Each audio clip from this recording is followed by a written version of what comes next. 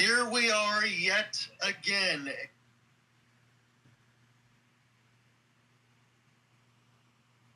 Panthers, it sounds like this: Alexander Barkov, Evan Rodriguez, Sam Reinhart, Gustav Forsling, Aaron Ekblad, Sam Bennett, Carter Verhaeghe, Matthew Tkachuk, Niko Mikkola, Seth Jones, and Tom Lindell, Dulus Turina, Brad Marchand, Thomas Nosek, AJ Garrett, Jordan Gadjevich, in the mix with Nate Schmidt, Dmitry Kulikov, Big Bob, Sergei Bobrovsky will be the goaltender record per usual. And for the Maple Leafs, it's going to be Austin Matthews, Matthew Knies, Mitch Marner, Morgan Riley, and Brandon Carlo with Craig Berube on the bench. John Tavares, Pontus Holmberg, William Nylander, Jake McCabe, and Chris Tanev. Max Domi, Bobby McMahon, Max Pacioretty, Scott Lawton, Stephen Lorentz, Kelly Arncrook, with Simon Benoit and Oliver Ekman-Larsson. One more time, Joseph Woll in behind the bench. Again, I am seeing Biz do all of his typical antics here on the TNT side, but Alec, I don't know whether to laugh or to cry for Maple Leafs fans, but as it is, we want a game that's much better than Game 5. We want something closer to 6. Hopefully we get it today. That's what Toronto needs, something closer to what Game 6 provided. Florida had 81 shot attempts in Game 6, but you know what won the Leafs that game? Shot blocking. They had 31 blocked shots in Game 6 to Florida's 10 in all of that game. And with shot blocking, it's going to be the catalyst here for the Maple Leafs if they were to win Game 7. 5 of the defensemen are in the top 15 in this year's postseason in shot blocks. That includes Chris Tanev, who is first. That comes to no surprise. Simon Benoit, third on that list. They have Morgan Riley, Jake McCabe, and Brandon Carlo all on that list among the top 15 shot blockers in the postseason. Florida's going to go heavy with the forecheck because that's the game plan that's worked. But they need to send bodies to the net. That was noticeably missing in Game 6. That or Toronto was just boxing them out all throughout Game 6 and leaving them no space to get net front deflections in Game 7. Of course, for Toronto, there's the familiar boogeyman. His name is Brad Marchand. And he knows how to win in Game 7. But all 4 of those times previous, he was a Boston Bruin. Now he's a Florida Panther, and he's in enemy territory. So this could be a tough challenge, not only for the Leafs, but also for the Panthers. Yes, you could see it either way if the Leafs can find a way to press as they did in Game 6 to deny those opportunities in front of the net, as you mentioned. You talk about all the shot blocks and everything that Toronto's done well. You could also say that Toronto's backline is also first in the one spot of taking the most hits. When I saw it on Brandon Tanev's taking 110 hits throughout the playoffs so far, again, it kind of matches everything else in the grit and the sandpaper and all that Florida is able to throw at you. Again, we talk about Toronto being physical as well. But whoever gets through this series to play against Carolina, I would have to imagine, Alec, they're going to feel all sorts of beat up. Yeah, either one of these two, they're going to feel beat up after playing a Game 7. And Carolina, I would imagine that Rod Brindamore, in the meantime, is studying film, preparing for the possibility of facing either one of these two teams. So either way, it's going to be a tough challenge for Carolina getting past either Toronto or Florida. If you're going up against Florida, you're going up against the reigning champs in their heavy forecheck. If you're going up against Toronto, you're going up against a shot block heavy team and a team that thrives on resiliency. Plus, you're starting at their home ice if you're the Hurricanes facing Toronto.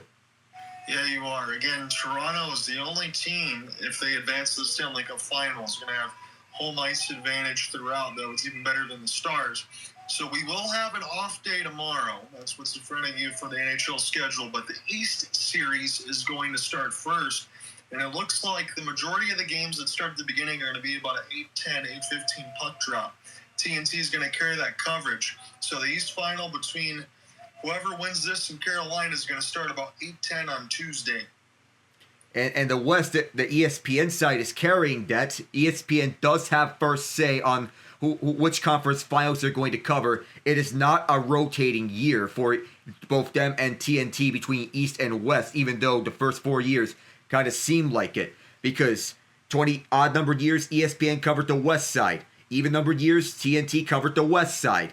But this is not a rotating year for ESPN or TNT because ESPN always has first say. What I find peculiar is that originally there was supposed to be a Katy Perry concert at American Airlines Center, but the Dallas Stars said, nope, we're going to take center stage here. Well, I mean, if you're you're going to do that, I mean, they come out to Pantera, so you might as well just try to get that. I don't think Katy Perry is really going to mix. I guess Katy Perry is going to have to schedule her concert elsewhere in Dallas that day.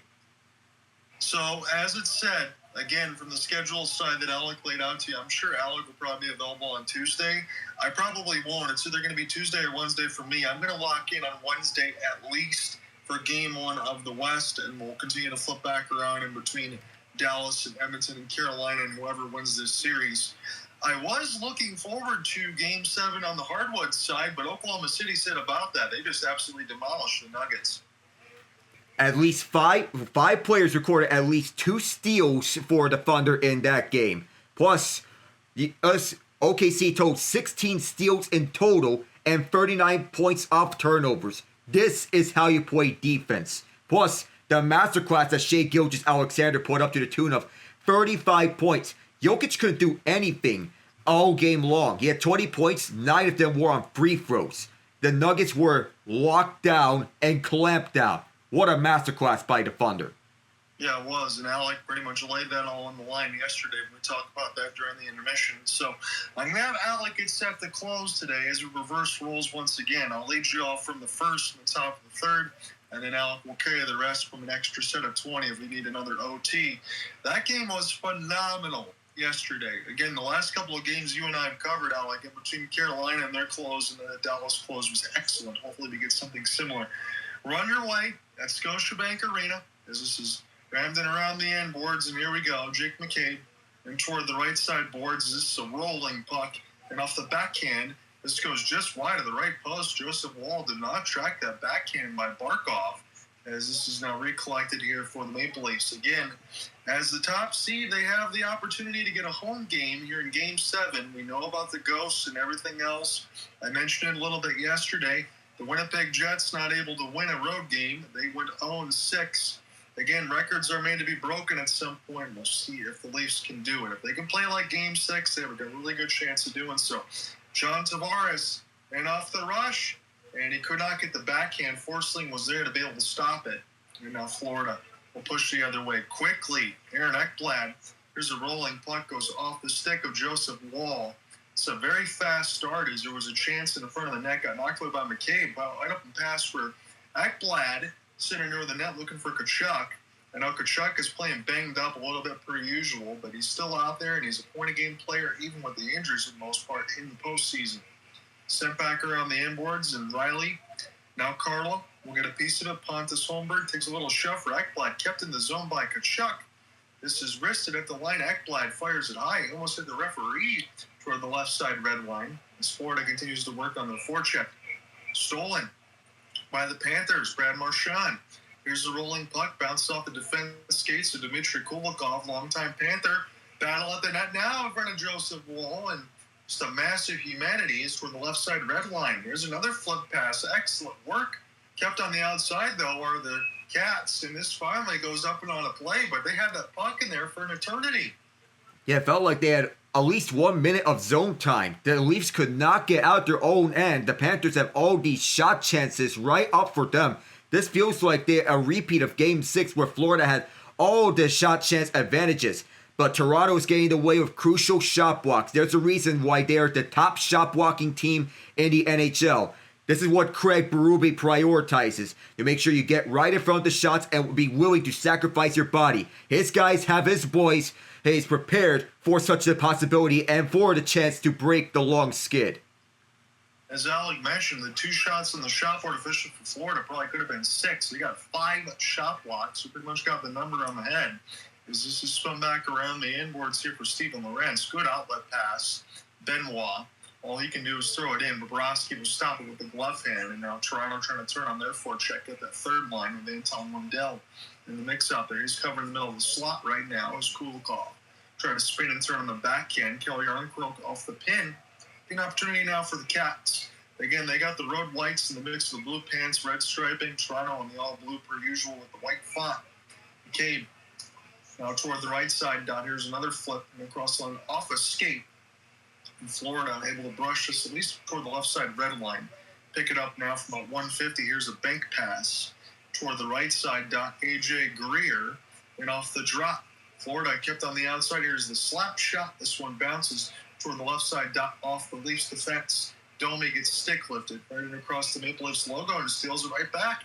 Domi now a little bit of a lob as this will bounce in off the glass. Florida try to settle it down again, and Greer will one more time put this around the embankment for Joseph Woll. Turn around and stop it. 16:45 left to go in the first. Another interception. Florida at the line. Barkov cross pass and a complete fan on the 1T. Otherwise, Joseph Woll was dead to rights. Erod gets this one now, throws it back to his defense. This one deflected wide. Florida bodies are everywhere now. Barkov play this one in off the glass, and it's too far off for Forsling. Deflection is Florida got to check back up just onside. Barkov wrister. He takes a hit to make a play as that one bounces off Woll's glove. Settle back down now. Shots are 3-1 officially on the shot board as Benoit ripped this one around the red line. This bounces. Good work there for Bennett. One of the Panthers was absolutely taken down before they could even receive the pass. Oliver Ekman-Larsson off the drop as this is pinballed off the glass. Kachuk will lurk. And off the backhand now, Bennett picks it up and gains the red, throws it in. Got a lot of that right now, and a lot of finishes that hits here. Seth Jones, good move on his backhand, looking for some help.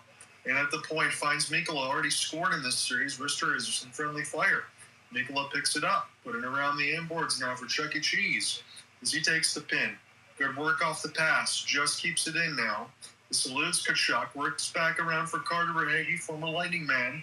Turnaround chance, this one will get deflected. Where is the puck? Nobody knows where it is. It's toward the right side dot now. Right at the net for Bennett. He tried to slam it in. He couldn't do so. As this is recollected now, you don't see that very often. Both teams lose it. Sent back around the inboards. Pinball, Florida dangerous. And they elect for a back pass. I thought Verhaeghe probably should have shot it. That's going to allow Toronto to get it out of the zone. Very, very close for Toronto. They can already give up one. And they caught a break. Sent back around the inboards now for Florida. They are all over this puck. Kachuk denied at the line. Verhaeghe, he tries to put it in at the goal line. And there's some shot blocks right out in front of the net to bail out Woll. But Toronto's got to get out of their own way right now. They're struggling, but Cade coughs it up. Here's another opportunity. Woll tries to stick it away. It's Brad Marchand. This is dangerous right now for Toronto. They're almost under siege. Picked up now for Matthews, trying to get it out. It goes to Woll mercifully. He's got a hold.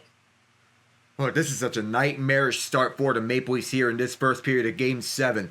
They're struggling to get out of the zone, and they need to prioritize zone exits because this is not looking clean for them. They're allowing Florida to stay in the zone for sustained minutes, and they're getting all the zone time here. They're not really getting out of the zone, and because of that, the Panthers, they're just dancing all over them.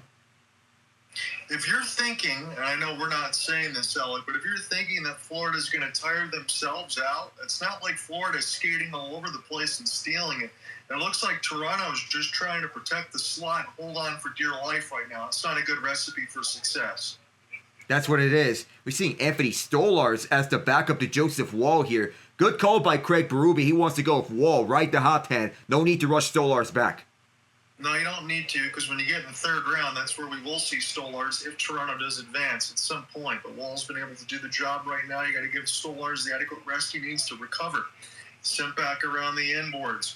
Picked up now for the Cats. Here's Schmidt. His slap shot. And just bounce here for Jake McCabe. Domi tried to get it on reverse hit. That's all Domi's really been able to do in this series for the most part. They've taken out one of the Toronto shots. So officially now 7-0 on the shot board, but most importantly for the Leafs, it's 0-0. As this is toward the left side red line. Here's a good pass from Matthews, but not a good pass from Matthews to Marner, that's for sure. As Reinhart sent it back around from Erod. Reinhart now went off the pin. Excellent work again for the Cats. Barkov trying to get around there. Reinhart will win this with a stick blade. He knocks down 2 Maple Leafs. Barkov gets it back at the point. Here's Ekblad, save Woll. But there is no reason why 2 Maple Leafs should lose that puck battle in the corner as we go to break. And there's no reason why at this point in time that Toronto would not even have a shot attempt, especially not a shot. This is just a terrible start for the Maple Leafs here in Game 7. Just as bad as you could ask for everything. Ay, ay, ay. Yeah, right now it feels like Game 5, but again, it is scoreless. It's 8-0 on the shot board here for Florida, and they've had Alec officially, I know it's unofficial for me, What'd you say, about 3.5 minutes of zone time?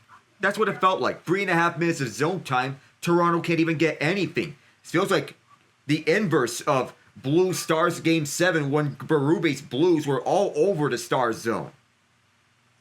That is where we are right now. A little bit auspicious here for the Leafs, but again, the most important part for them is that it is scoreless. I don't know, admittedly, how much it's going to stay that way if this continues. Again, we get our stoppage and commercial break at 13:27. Yeah.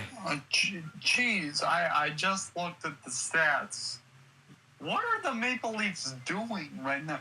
Guys, where is the energy? This is Game 7. You're at home. I said it with Alec, Ian, and I know you're just joining us in here. You didn't miss much because you're looking at the stats and it says it all, but it looks like they're just trying to protect the middle of the slot and survive. I guess if they figure they can survive through the first period and keep it a one-goal game at worst, that things could turn around, and it could. But I really don't see the Panthers exuding a lot of extra energy to keep it in the zone either. They're just kind of playing a scrimmage right now. Yeah. Toronto, look, Berube's a good coach, but sometimes he was too clever for his own good. He needs to not forget playing defense. He needs to tell his guys to be on the attack. They got to crack the whip here. I agree with you, Ian, at some point. 13:27, face-off won by the Cats, but we'll have to do it again, so it's a break for the Leafs. The Leafs do have the best face-off percentage in the dot in all of their remaining club teams. They're one of the very best. I think they were the top, actually, in the NHL. Is it be an opportunity now for Reinhart to go ahead and get this one the other way, if the Cats can do it again. Again, they took out one of the Cats' shots and put it back to 7. They moved that board around a little bit, but as it is, Toronto doesn't have one. But the score is the same. It's 0-0. 13-15 left to go in the first. Joining with you alongside Alec Nava, Ian Genge has joined us. And we're going to get settled in for this Game 7. We're going to figure out what's going to happen. Barkov on his backhand. He does a loop in behind the net. Send this one back in the high slot. Barkov will slap it around the corner as Niko Mikkola is stuck in a pinch. Seth Jones try to get this puck loose now with a couple of stick plates. And now Toronto finally gets a chance to play at the vulcanized rubbers. McCabe will send this one back in behind the end boards. Forwards will take a change for Craig Berube's squad as this is toward the left side red line. Cats are all over that to steal. That's an easy one for Tkachuk, and off the hand grenade, lifts it out. Now winning toward the right side boards, Evan Rodriguez and Bennett cleans up his man, and Simon Benoit. There's a little stop there for John Tavares, be able to avoid a hit in his own end. Gets it back. Beautiful pass off the drop. Tavares just lost it. He was looking for Nylander, but he never covered his spot toward the right dot. There's a seam pass from 150 for Heggie by himself, and this one's sticked up and out of play. What are the Leafs doing here? Seems like they're just not getting out their own zone here most of this time. And when the time that they're looking for Queen zone exits, John Tavares gets tangled up on his pass, and it just ends up back at the neutral zone with him coming into the zone. I don't know what they're doing. So, gentlemen, I'll tell you this. The Leafs, I am drawing way too many parallels between the Leafs and how the Blues played against Winnipeg in Winnipeg. Except for the last game. The Blues were sloppy. They were slow. And they didn't have any grit. They're going to have to find it quickly here. Morgan Riley did throw a good hit on Lusterinen toward the right side corner about 15 seconds ago. Marchand now in from the point. Kulikov. This is deflected. See if Florida can find it with some skate blades. Steven Lorentz got to go now. A couple players ran into themselves now. Lorentz and Yarncroc. Kulikov there to get the reverse spotting. Sent back in behind Kulikov's deflection. We'll go back to him now. Cross-ice pass, dangerous. Good pickup for Jake McCabe, but then he ran out of room as Kulikov threw the shoulder again. Toronto in the middle of a change. Honestly, with Toronto not having any shots, as soon as Jake McCabe stole that middle slot, probably should have shot it. Sent back in behind the end boards now. Here's Florida off the 1-on-2. Gadjevich off the off wing. This gets fought off by Woll. Somehow put on a play. We'll get another stoppage at 11:05. I'm not sure how that wasn't a penalty when one of the Florida players held one of the Toronto players. And if Leaf fans are still upset as Tomas Nosek, he shot that one last, I'm not sure how we had ourselves a missed call as McCabe ran right into Kulikov when he ran out of room to shoot it. If anything, Alec, I guess we can learn from our game yesterday in between the Stars that there wasn't going to be any calls. Maybe that's what we're going to get, especially in a Game 7. As you get later into the playoffs, less and less, you're going to have to be able to make stuff happen on your own. You're not going to get bailed up by the referees unless it's super egregious. As it's Evan Rodriguez now, Niko Mikkola. This will drop right to Ebron. Right at the high point, slap shot. This one goes high and above the crossbar toward the right side red line. Austin Matthews in the spin in his own end. That Florida forecheck is not allowing much, but they do break. Matthews on a one-on-one good stick drag. He tried to make an Ovechkin happen as he was doing it around the world, but he got knocked down off the backhand. This is kept in by the Leafs. It's onside. Matthew Knies. Good move on the backhand, and Bobrovsky had to come up large as Matthew Knies showed a pulse and an excellent move, forehand move off backhand. It's picked up now for a long slap shot from 150. This will be slowed down by Big Bob. Toronto now will have to loft this one quickly. They'll do so because it's a good opportunity there to get a shot off. Cade here for Riley. Riley will pass him from 100 feet. Now the towels are starting to wave after Knies' heroics. Sent back in toward the left side for McMahon as this gets canceled off Domi. Back to Bobby. 25-1 on the shot attempts.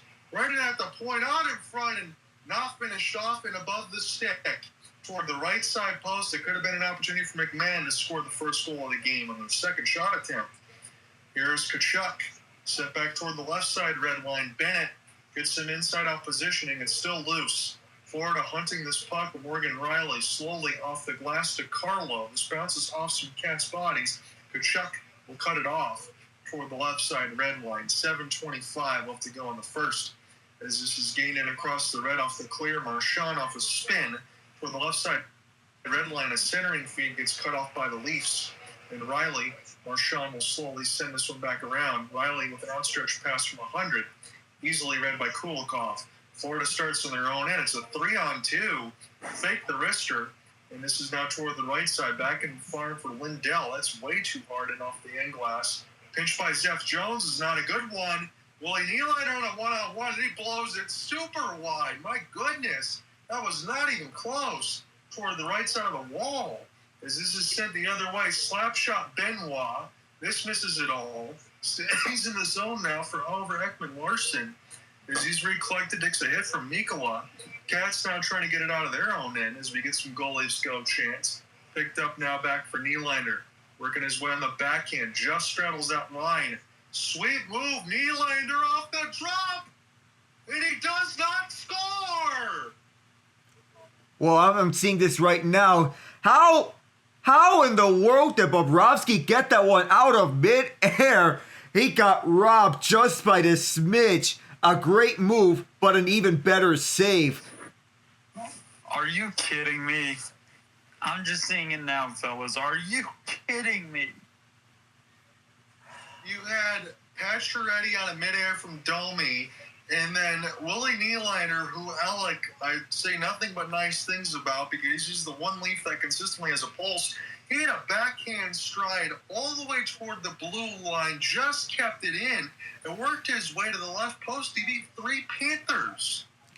The only Panther that he couldn't beat was Sergei Bobrovsky and his blocker side.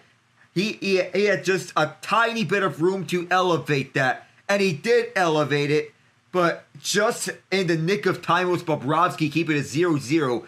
And honestly, John, the Leafs are lucky that it's still a scoreless game. And they're lucky to still be in this because it was getting ugly early. But could they have found some momentum? You would think off the near miss from Patches and then Nylander with that heroics that there's got to be something now. Like, you got to hold on to that. It looks like they're finally starting to get that press. But as you said, you guys have just joined in and listened to it. When you have the first let's say about 8-9 minutes, all Cats, you're submerged. The shot attempts are 26-1, and somehow it's still scoreless. You think you're lucky stars. Yeah.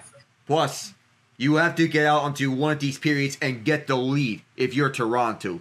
Because in the time in which Paul Maurice is the head coach of the Panthers in the playoffs, the Panthers have never lost a game when leading after any period. That's another one of those Peter DeBoer type stats. Again, if we do see the Cats and the Stars, it's coaching staff that know each other well since the Windsor Spitfires. I ended up seeing some of that on NHL Network. They're very good friends. 8:23 left to go in the first. Again, we're carrying the TNT coverage because if I flip the Sportsnet with these boys, I'd be way ahead, more so than I already am. As Jackie Redmond is interviewing Craig Berube. 2-1 career record in Game 7, 1-0 at home with St. Louis in 2019 against Dallas. This one's one now for OEL. He goes for the clapper. This one gets blocked. We're backing it off for Austin Matthews, who scored his first goal in this series, the first and the second round of his career. This one in knuckle pucks over Knies, and Barkov try to gain the entry. Barkov now working on Oliver Ekman-Larsson, his former teammate. Austin Matthews throws the body. Excellent work there for number 34. Try to pie that puck loose as it's sent back in behind the inboards. Matthews throwing the body again. Now he gets the steal. Where has this been for Austin Matthews? We want to see more of it as this goes back around for Benoit. Forwards will get a change, and now Benoit will get off the ice. So full reinforcements here for the Maple Leafs. 7-1 officially on the shot board. We just told you the shot attempts are really crazy as this is sent back around the inboards. Good move for Steven Lorentz. That's going to be a no call all day long. This is sent back around the inboards. A little bit of escape plate, and Lorentz kind of blew a tire. It looked like he was almost trying to sell. Sent back around the other way. The Leafs fall down in front of the net off the backhand. It was loose off the side of the net. Lorentz tried to put it away, but Bobrovsky holds. Crazy rebounds on these last few possessions for the Leafs. That's twice now which they tested Big Bob in consecutive possessions. The fourth line getting all the jump starts. It started with William Nylander trying to beat out Bobrovsky, trying to squeeze it past his right armpit. But then the fourth line gets active. The fourth line has been a revelation for Craig Berube's troops. Lorentz, Lawton, and Yarncroke. They've been the best defensive forward line among the bottom nine. Yeah, they have been. And again, you probably get a little bit of goal scoring from them that you wouldn't expect either. Who knows? Especially in a game like this, you're going to need everybody. Bobrovsky in his last three starts, 2-1 with a 102 goals against, 958 and a shutout. He is the real deal when it comes to games that really matter. Picked up now for Lindell. There's a rolling puck. It got blocked in off of Riley. And now this will be just out of the zone. Cat's got to check back up here as this will be sent back behind the inboards for Woll. We got an inadvertent whistle. Not sure why. 6:53.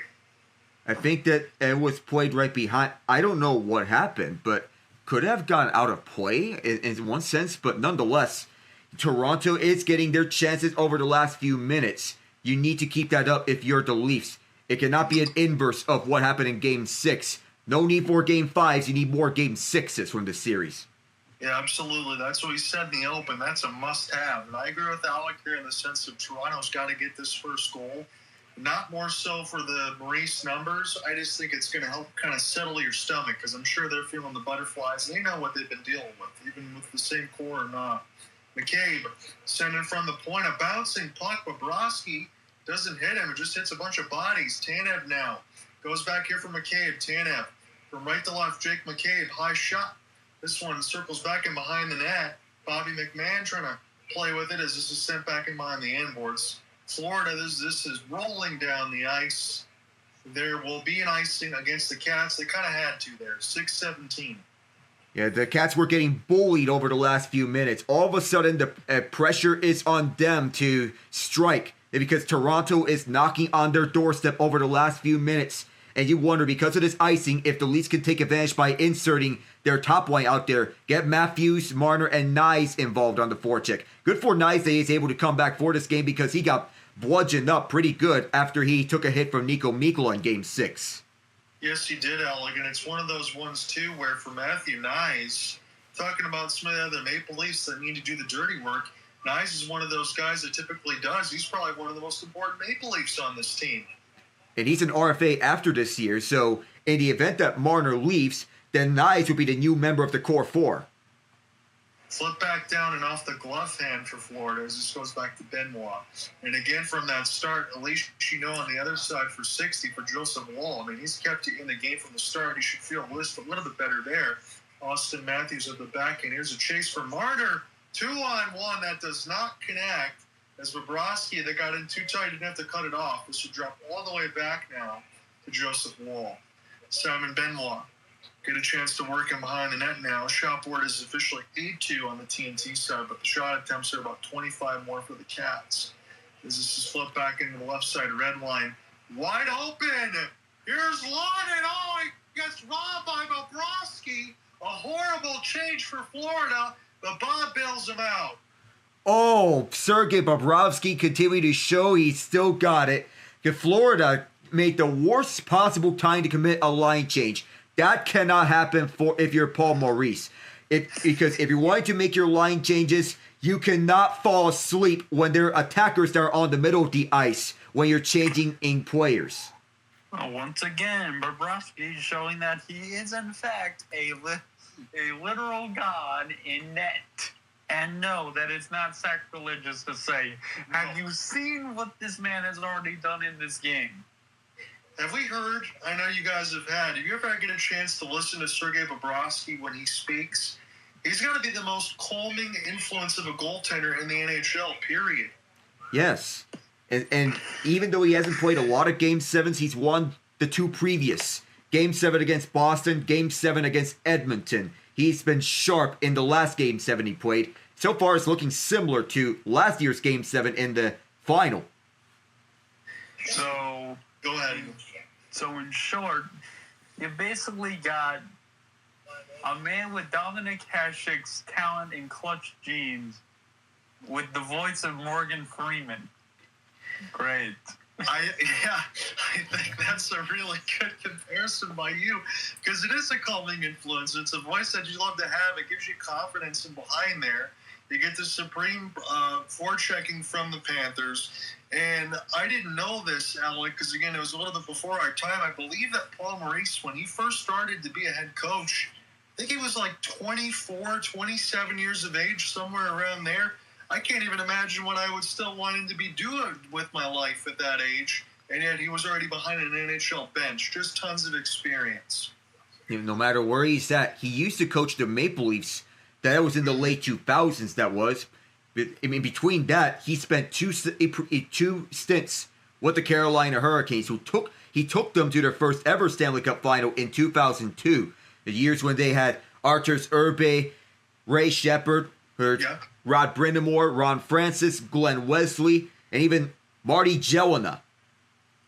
A lot of names and a lot of experience. Again, we've been talking about that. I wonder if I can argue that this is maybe the most talented team ever. Had a couple of good saves with the left pad by Bobrovsky. We were just talking about him as he going to break. That was a good denial. Bennett the other way. He takes the risk. This one goes up and on a play, but Big Bob comes large with the left pad. Yeah, you mentioned about this being potentially the most talented team that Toronto has had, and I agree with you. This is the best team that we've seen from the Maple Leafs in this current era between Matthews, Marner, Tavares, Nylander. We don't know where Marner's going to end up after this year because of him being an unrestricted free agent. But still, not only do you have the offensive talent around you outside the core four, Morgan Rielly and the defensive core, this is a shot block heavy core. So this core on the defense reminds me of the 2019 Blues core. We'll see what comes to pass here with 5 minutes left to go in the first. As this pass from 100's picked off, it's for Hagee. That one just wide, maybe intentionally. Kachuk will throw the body. Again, even with the injuries and all over, with a broken sternum, Brady Kachuk had up and put his jersey on in the finals against Vegas from a couple of seasons ago. Cats trying to get back to the Stanley Cup Finals for 3 years in a row now. But again, there's still another work to do. If they can get past this Game 7, they can play Carolina, and that's not going to be easy. Is sent back here behind the end boards now. Opportunity now for the long outstretch pass across the Leafs logo and then cut in by Barkov toward the left side red line. Ekman-Larsson gets pinned. Barkov trying to do a half spin, trying to get around Austin Matthews. To watch those two centers go to work as a treat. Sent back around. Beautiful pass. Rodriguez! Oh, he gets denied with the right pad for Joseph Woll. Trying to get the first of the game for either squad. Turnaround chance and this will go into the glove of Woll. Joseph Woll is locked in. After all those shot blocks that Toronto is taking, Florida is doing their due diligence in trying to get on the board first, but Joseph Woll remains firm. In elimination games, he has this uncanny ability that he all of a sudden turns into prime Dominic Hasek. His GAA and save percentage numbers in elimination games are just unreal. Yeah, Toronto is honestly very lucky in that regard because I'm not sure, Alec, what the call was for Joseph Woll when he first came into the league. And I mean that, like, where was his prospect status? What did they think of him? But Joseph Woll has really turned into a good puck stopper on the back end. And the Leafs, they could do so much worse. Here's an outstretch, an opportunity, another save, and off the break, Florida gets bit again, and Bobrovsky robs Lorentz. And there's another one. That's twice they allow breakaways from the fourth line. You can't even blame a bad line change this time around. Lorentz got behind the fence, and the defense got caught napping. Usually, a defensive pairing between Gustav Forsling and Aaron Ekblad would not be caught napping because this is one of the very best in the league. How that happens, I'm not sure. Well, it's quite obvious to us now that this game will be won by the Leafs' fourth line. Why? Because they have been the ones to get the most penetration, and they will likely be the ones to do the most damage. You know, Ian mentioned it. Alec just mentioned across his fourth line. I said there could be some goal scoring there. I guess Florida could be fortunate that it is the fourth line getting some of these chances, but you know Paul Maurice is going to want to get that cleaned up because you don't need these goaltenders standing on their head all night. They've been showing you they can do it. Here's another wrister glove save for Bobrovsky. That one much easier. Yeah, that time he had it a lot easier with the wrister from the deep right point. Didn't need to do too much because there was no rebound with Max Domi out of position to get a deflection from Brandon Carlo. A lot of work already. Again, if you would have penciled and told me that you get 2 breakaways from the fourth line already for the Leafs, I would have thought you were absolutely crazy. But as it sits, 7-5 on the shot board. And again, as you boys have said, and I agree with you, the fourth line has been the best. All of a sudden now the shot board 7-6. Toronto wins another draw. Here's McCabe. This is airmail. Look out over there as this goes out of play. 3:28. And after Florida had all the shots on goal right at the first 10 minutes of this first period, Toronto has all the shots on goal in the latter half of this first period. So now Florida isn't finding anything because of Toronto's shot blocking and their crucial stick checks that are in the way. And one big save from Joseph Woll and Evan Rodriguez proved to be the difference in this latter half of this first period. Yeah, and again, I would argue, Alec, and this one's for Joseph Woll. If you didn't have that start the way that this would have been, it could have been 2-0 Cats. Austin Matthews with a bomb of a wrist shot. And this one saved by Bobrovsky near the left post. He let go a howitzer. Oh, and now the Leafs, they're turning up the pressure, saying no more games around here. They just sat back and relaxed in the first half of the period, which I thought, what are you doing? The communication was off, but whatever happened at the halftime mark of this first period during the TV timeout, it seemed that Berube sent a message to his team. Don't go for the fancy plays. Go for the things that are simpler. Matthews settled for the simple shot, and it's working so far for the Leafs.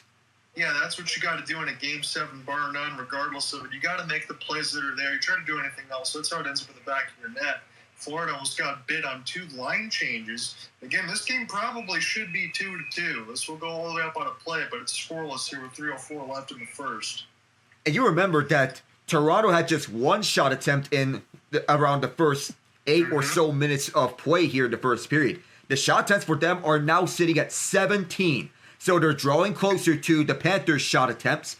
And I'm going to give credit to the Panthers. They are getting the shots that they want. But Toronto's shot blocking has been huge. We'll see how we end up feeling here after this 3:04 if it's still scoreless. And we will get a center ice draw. John Tavares will get set to take it the other way for the Maple Leafs. Can't get that forehand turn as it goes to Gustav Forsling, who probably is one of the very best defensemen in the business. Top 3 at worst. Sent back in for Morgan Riley. And off the press, as this is picked up from Maple Leafs for a moment, Morgan Riley will shovel it in the left corner safely. Sent back around for Bobrovsky. It's a dangerous pass, but Tkachuk is able to bail him out. Now too far for Verhaeghe. This is flip back around for Gustav. Start again. 2:35 left to go in the first as Cats want to go left and right. Again, we don't have a goal in the first to speak about, but that's because these goaltenders in the shot blocks in front, as Alec mentioned, have been so good. Kachuk and off the pin as the referee doesn't do a good job getting out of the way. I guess that was hometown for the Leafs. Sent back around the other way. Tanev takes a bump. He's still working with it. He gets knocked down hard just to try to get that puck in the zone, trying to fight for space. Reinhart now went off the lift. Good stick chop here for the Cats. Back skate there for the Leafs. We will get a whistle at 2:06. Question is whether or not we're going to get the first penalty. They're going to camera shot to Craig Berube. That might be what we get. We don't know. The crowd is really thinking about what is the penalty here, if there is one. 2:06 left in this first period. I think Chris Rooney has spotted one. Too many men on the ice against the Leafs. Yeah, on the line change, we're looking at how many players are out there. I think we spotted 6. As the Amanda was exiting onto the bench was at the end of his shift. And Florida's power play has been better on the road. And their penalty kill on the road has been much better too. So special teams, you would think that it would be the advantage of Florida, but anything can happen in a Game 7. Toronto did a good job nullifying Florida's power play in Game 6, but this is a different story here in Game 7. 4 for 16 in the first round, 4 for 22, as Alec mentioned. Pretty good there on the other side for the kills in between both, especially for the Leafs. But this is a giant opportunity for the Cats. Probably should be ahead, but they gave up a couple breakaways too. This is critical. Leafs have to kill this. This does not get out. Barkov will send it back toward the right side and across the wall. He's double teamed. He's still with it now. He got around McCabe and Austin Matthews off the third effort. Finally get this one down the ice. Game clock is about 6-second difference, so this will completely expire even if they don't score. Sent back now in a 7-7 shot board, 0-0 game. Ekblad now for Reinhardt. That's too far for him, and across the right wall. There is a stick that is in toward that red line as this goes back in now for Florida. Get a chance to start again. Seth Jones, and off the buyout from the Blackhawks, again, you get that LTIR money for a bit for Kachuk, and there's no cap in the playoffs. Reinhardt, Jones, toward the right side off the spin for Kachuk. Uses the bumper play. Goes back to Chuck E. Cheese. 19 still working with it. He takes the wrister. It's blocked by Knies. Ekblad will punch it into the corner. Now for Barkov, turnaround. This one hits Woll as this is sent back around for Ekblad. Back to Barkov. And away from that stick. Now in toward the right side. And directly in behind the net toward the right dot. Now Barkov does not shoot. Surveying that lefty, still working with it. Pass in tight. Now back to Barkov toward the right side. High slot. Jones with the 1-T. Kachuk trying to jam away at it. Florida can't get the rebound. Seth Jones picks it up in the high slot. He fires. This one bounces off of Reinhart and sent back down the ice by Toronto. Toronto was not dead to rights because they were in good position there. They at least cleared it away from Woll to subvert the danger. Evan Rodriguez on the drop. One more rush here for Florida on this power play as it expires. Toward the right side, that turnaround chance bounces off the wall. This will get out the zone. And 3 seconds left. This will draw back to Toronto. And we end the first as we began. Scoreless. The bell sounds. I guarantee you when they go back into the locker room, Berube is going to have a rather animated talk about little things. My question, and Alec, I'm going to leave this to you in a second, or Ian. When you think about it, that first half was about as bad as it gets. But if you want to split the difference, because I don't disagree with you, and I think he will lay into them on the first side, but I do think he will complement his fourth line on a couple of those breakaways. They'll compliment Joseph Woll, and he might give them a slight pat and say, you know what, in the second half of that period, you got your you-know-what together and started to figure it out. But you're right, they got some things they need to clean up. Yes, they must clean things up in that second period. And they have to do that because the first period, it felt like both teams were exchanging a comedy of errors out there on the ice.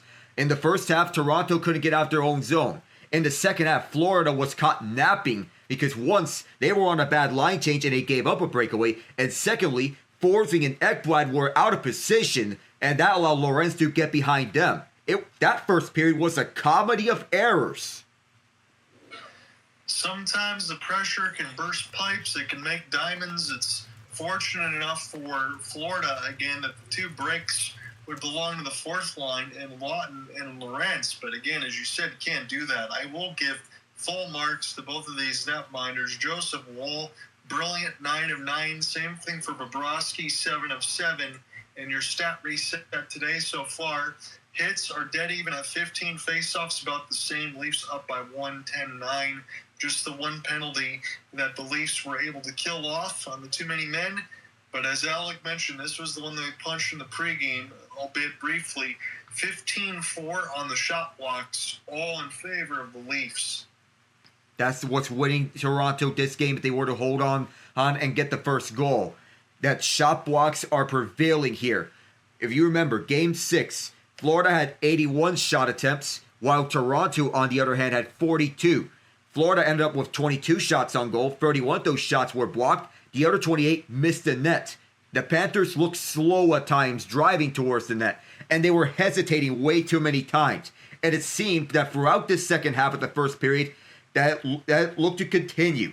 That there is the notion that they used up a lot of their energy in the first half of the period. They tried to establish the tone, and it looked like they were tired out by the end of the first period during that second half of the first period. Let me ask you this, and I know it might be half jokingly or whatnot. I'm sure we already know the answer to it. But after what we saw in Game 5, and then you go into Game 6, Toronto comes back and gets a 2-0. You can't be blinded whether or not the Leafs advance and they play Carolina or if they make the Stanley Cup Finals. But let's say that they advance and then lose to Carolina.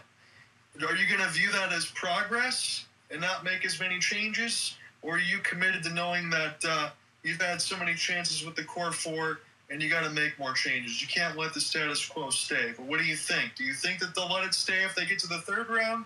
Or do you think they'll be committed to the process? This is tough. Because honestly, I know they've had their fair share of chances, but with Berube, it feels like they're knowing that under this current window with him, it feels like they now have their best chance and their best shot at this current window. Sure, if the writing may be on the wall that you're going to lose Marner in the offseason, but most of the core may still be around. I don't know who is going to get brought back, but there might be the foregone conclusion that Marner is going to be out on his way out, no matter what happens. Knies stays. I would imagine that Tavares takes a hometown discount. Everyone else, you figure out from there. I imagine that Lawton stays if you were to sign him up, because he's been an absolute must-keep for the Leafs. I would think, and in terms of all the predictions and everything else, I think Alex hit a lot of them on the head. That's probably where it's headed. That's what a lot of us are thinking about. That even if you lose somebody like Mitch Marner, and let's say you figure out what else happens in between the core 4, you mentioned Tavares and all that as well, there's still enough offense on this team to be able to get the job done. If they take that extra money, you continue to add on the defensive side, you figure out what you're going to end up doing with Joseph Woll and Anthony Stolarz and all of that, this should still be a very good Leafs team that should be competitive for a long time. Yes, I would imagine the same thing too. They're going to still be there for a long time. Tampa may be on the downturn, so this may be Toronto's chance to capitalize on it if they were to go on the upturn on this current era under Berube. I'm not sure what to say about the Panthers because I know about all their core from Barkov, Rodriguez, and Kachuk and all that. You got some excellent players. But at some point, if the Panthers go on another long run and they go to 3 straight Stanley Cup Finals, just like the Bolts did, that's going to be a lot of extra mileage on the back end for this team. I'm not saying the Panthers are going to be on a long downturn or anything, but Bobrovsky's not getting any younger either. And I might have some questions here, probably sooner rather than later on the Cats. That's also the case because next year will be Bobrovsky's final year of his current contract at 7 years, $70 million total when he came to Miami Fort Lauderdale ahead of the 2020 season. He was their big free agent acquisition when they got him. Looked bad first, but he was a gem later down, and it showed why they have full confidence in him because he can deliver. But he'll be 37 by next year's playoffs, assuming that the Panthers once again make the playoffs next year. And he's not getting any younger. So, big question here is if they can find a goaltender that can help them over for the long haul. Because we don't imagine that Vitek Vanacek is going to be their guy in net next year. I don't even think he's ready to have the starting role. No. When you look at his time at San Jose, it was horrendous.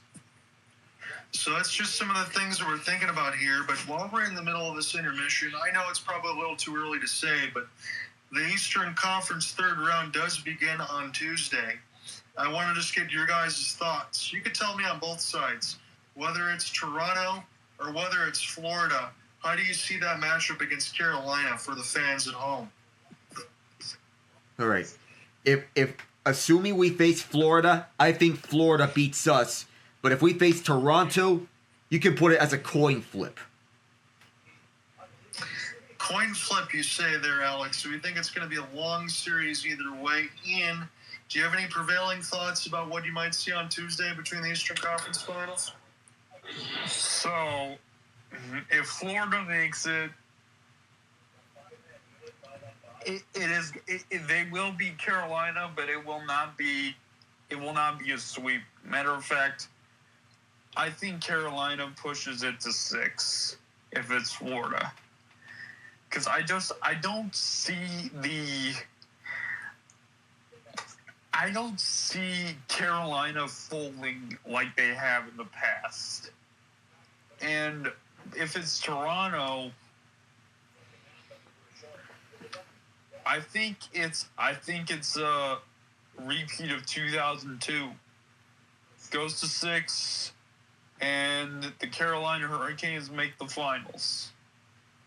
That's a good call by you, Ian, because I know I profiled it a little bit alongside Alec just the other day when we were talking about this, and I think the same thing. I'm even going to say, again, the reminder for reverse splits. I think if they do play Toronto to Carolina, Toronto might have to figure things out in the first couple games, because usually Carolina's not a good road team as much as it is, but the way that they force you to play and pay attention to them at all times on that forecheck, I think could make things difficult for Toronto in the beginning.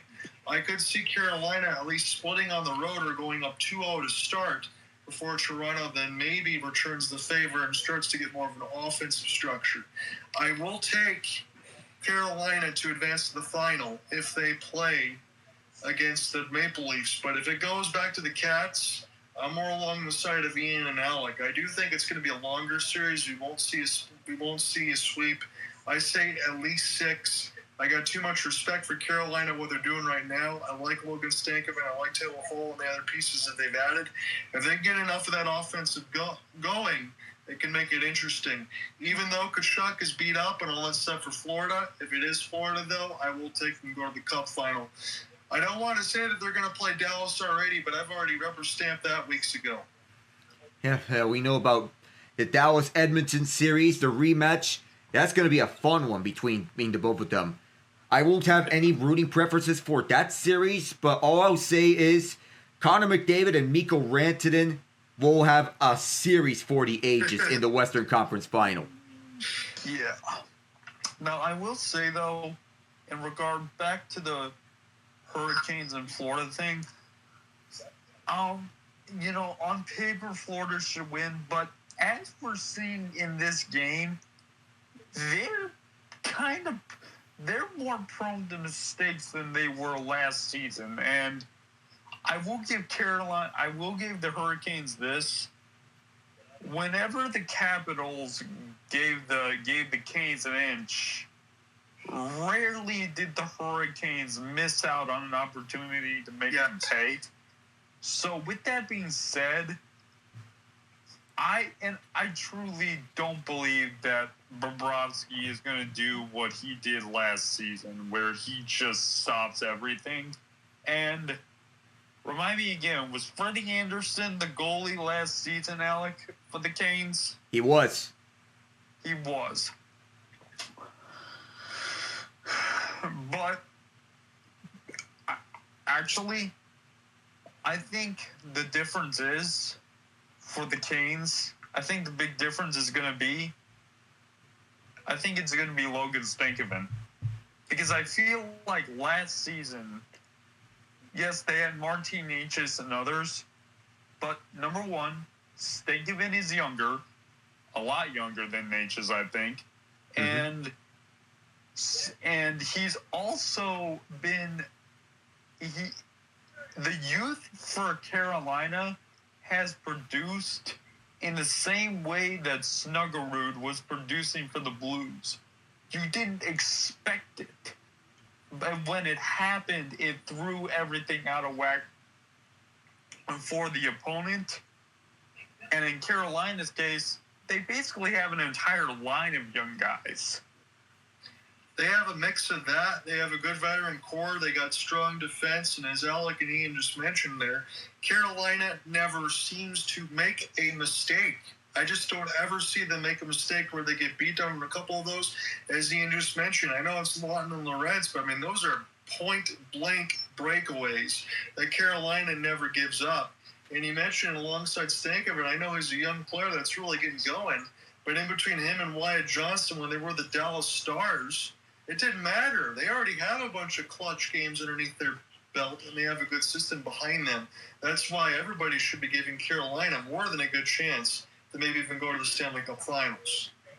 Carolina hockey is a unique experience. It's more of an acquired taste. People may brand it as boring at first glance, but when you watch the Hurricanes on a consistent basis, you know that this team has a structure.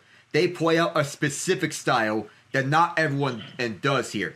Taylor Hall and Logan Stankoven are natural fits on the Carolina system. So are the rest of the players that have been already assembled here. Mikko Rantanen didn't truly fit. So what did Carolina do? Trade him for Stankoven, who's been excellent on this system, on the second line nonetheless.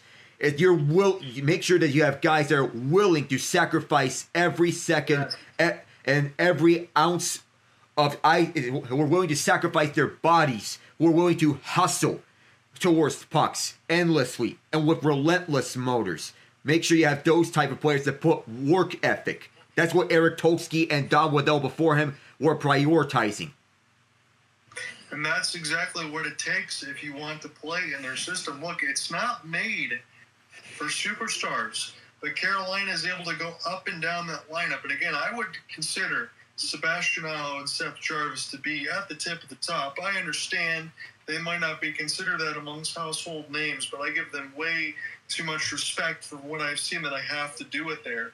And it's exactly right. Everyone's got to be able to contribute. Freddie Anderson's playing unbelievable right now, whether it's the system or not. He is in that Conn Smythe consideration, and that's a team. Whether or not, Alec, you've heard the word boring and this and that. I love what they put on the Canes account. Boring all the way to the Eastern Conference Finals, and that's exactly right. They kept the receipts. That's how you got to do it. So when we look on the other end, as far as the hardwood, we're going to get settled here for the second period in probably a matter of a couple minutes here. When we look on the side for the West, it's going to be the Timberwolves and Thunder here on Tuesday. And then the Wednesday side will get set for Pacers Knicks, so everybody's going to be able to enjoy their Monday. But let me go on the East side for a moment. I know the Knicks, they played against the Pistons. They had the mix in there with some of the other injuries and alongside with the Cavs, but I got to give them credit because I didn't think they were going to make it this far.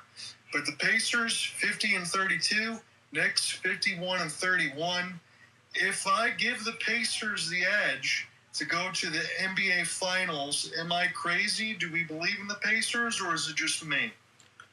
No, I completely believe in the Pacers because they play first of all,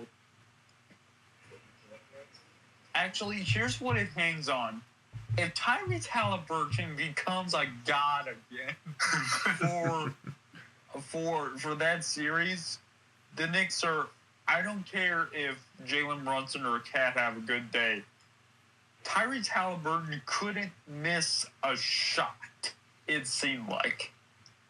And not to mention, Miles Turner is still one of the better defensive centers in the playoffs. Mm-hmm. Still. Not to mention, you got Pascal Siakam. No, I won't say his nickname, but he'll put up 20 points a game. And they just have depth. So, no, it's not crazy at all to say that. I will say it will be a prolonged series. At least 6. If the Pacers come to play, it will be 6. I got Pacers Thunder. Well, for me, I too have the Pacers winning that series. In fact, when we go out to say the Knicks, of course, they rely on their main 5 of Brunson, Hart, Anunoby, Bridges, and Towns a lot. Tom Thibodeau trusts them the most to deliver the offensive buckets. And not to mention that you got some solid bench pieces in Deuce McBride, Cameron Payne. Mitchell Robinson's an underrated center to use off the bench, though his main weakness is free throw shooting. Though it does tend to happen with athletic bigs who can defend the paint a lot. But the main 5, of course, is going to get the load for the Knicks to go up. Well, the one thing that the Pacers have the edge on is depth. We know about Tyrese Halliburton. Miles Turner is still one of the best defensive players in the NBA. And Pascal Siakam, we know him from his time with the Toronto Raptors. He can go off in bunches from time to time. The Pacers also run a dual point guard starting 5 between Halliburton and Andrew Nembhard, which works because of the synergy between the two of them. Off the bench, you can rely on guys like Benedict Mathurin and TJ McConnell to perform in the big stages. And you got more off the bench from Indy and what we see from the Knicks, because the Knicks, they tend to go 8 deep. The Pacers, they can extend their bench to 9, maybe 10 deep. So I guess I too will go with the Pacers to win this series in 6 games, maybe 7. All right, so we're all on the same page. We got Pacers Thunder here in the finals. Alec, you're going to get set to take it away in the second period. We can talk more in the intermission, whatever you guys want to throw across the board. Let's have fun with it. Let's see who gets the first goal. Yeah, it was all Florida in the first half of the first period. Mostly all Toronto in the second half of the first period. Both teams settling for the opening face out the second. Let's go! Scoreless after 1. Alec Navajana and Genge leaps in the royal blue, and the Panthers in the whites as Matthews swipes it on the backhand, but immediately there is a whistle. Oh boy, we got one of the referees all caught up in the corner as everyone immediately signaled for help. It looks like this might take a bit. Oh my goodness. We're getting that's Chris Rooney, number 5, as he is getting checked on by the Leafs medical staff. Chris Tanev rushes up for help. And once the Panthers saw that Rooney was down, they immediately signaled for medical help. Johnny Murray, the linesman, he also signaled for help. Yep, Rooney got high-sticked. He was battling with Marner in that right side red line, and he got hit pretty good in the eye. Yeah, I think it was Mikkola's stick that clipped him up. And I guess it was purely incidental. Mikkola didn't try to high-stick the referee, but that looks like an ugly scene. The stretcher's out. Yeah, there is blood all the way over that right side boards. And I'm not saying this to be funny or joking. They might need a power washer, honestly, because he got clipped really hard. So hopefully he's okay. They got the stretcher out there, and hopefully they can stop the bleeding because they got to get to that quickly. Oh, my. Yeah, you could even see the blood along the boards. Yeah, this does not look good. And no. Mikkola, I feel you. I know you did not mean to do that. No, they're battling further in the corner right now off the puck. There's obviously no intent for that. But the stick, I mean, that's really bad. So hopefully they can figure it out. Again, I'm not trying to sugarcoat anything else. This is as bad as we've seen it. I've never seen anything like this. Yeah, this does not even look good at all. Seth Jones' conversation. Yeah. Oh, you even look at this. There's blood. The blood even made it to his head. And he is skating up. He is writhing in pain. So now we have to get a replacement referee who's on standby here. Now, what I'm more worried about, was it just his head or did his eye get clipped too? That's what I was thinking, Ian, because honestly, I was like, it looks so bad, and I don't want to speculate because we don't know. hopefully there isn't any damage to the retinas or anything else like that, or you might even lose an eye if there's something like that. Because, again, there's no visor or anything else underneath that. He had to take it with the full brunt of the face. Yeah, he took that all the way on his face, and now the ice crews are out to repair it and to clean everything up. So now we have a replacement referee who is waiting on standby, Garrett Rank, wearing number 7. He has just came in to replace the injured Chris Rooney. And we wonder if he's going to return for the rest of the playoffs. But our primary concern is his right eye. I hope his retina's not damaged. Yeah, so I was thinking the same thing now. Like, I hope the best for Chris Rooney and his family and all that, because let me tell you, the amount of repairs that they're having to do just to set the scene, I'm not going to say it looks like a low-key crime scene, but that was not good at all. I mean, they had to have multiple towels. They had to skate them off. They had the stretcher and everything they didn't use, but they had to come with the emergency provisions on the ready. They had to. Hopefully it's not a Brian Berard situation. I saw that tweet just recently. This was really tough to watch with both players. There's just both players were battling for the loose puck, and it was a complete accident. Yeah, sometimes things like this happen in sports. I think we're going to be probably another minute away from getting things started. They've been very snappy. All they're trying to do is to make sure that they got all the officiating crew and everything else with the microphone and everything else on these referees before we can get it underway. Yeah, just sorting things out. I think Garrett Rank may be reporting to the situation room that he is filling in because of the injury, and now he's getting his microphone. So that's why we have the added stoppage here. Just 13 seconds in. It's eerily quiet, and I understand the silence because of the scary situation. But now we know the show has to go on here. Yeah, you know what amazes me out of all of this? How quickly all this other stuff gets put into place. I mean, we're not even going to be missing a beat here. Probably another 30, 35 seconds here, and we're already going to be getting into puck drop. So all the emergency situations, everything else you got to deal with, all the drills I'm sure you do, just in case things happen. And man, oh man, we're already going to be getting puck drop again. It just goes to show the human nature of sports. Yeah. We're going to get settled now as we get some camera shots here on Austin Matthews. Again, a little bit of a bereavement there, and alongside with the referee, and hopefully everyone else is going to be okay. Hopefully we get a positive report once we get to the end of the second. We're just starting the second now. Only 13 seconds expired. Barkov going to get set to do battle.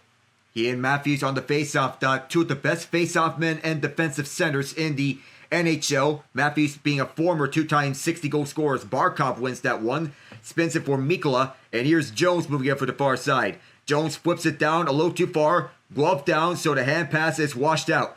Panthers have to wait for some time to set it around because of the delayed offside.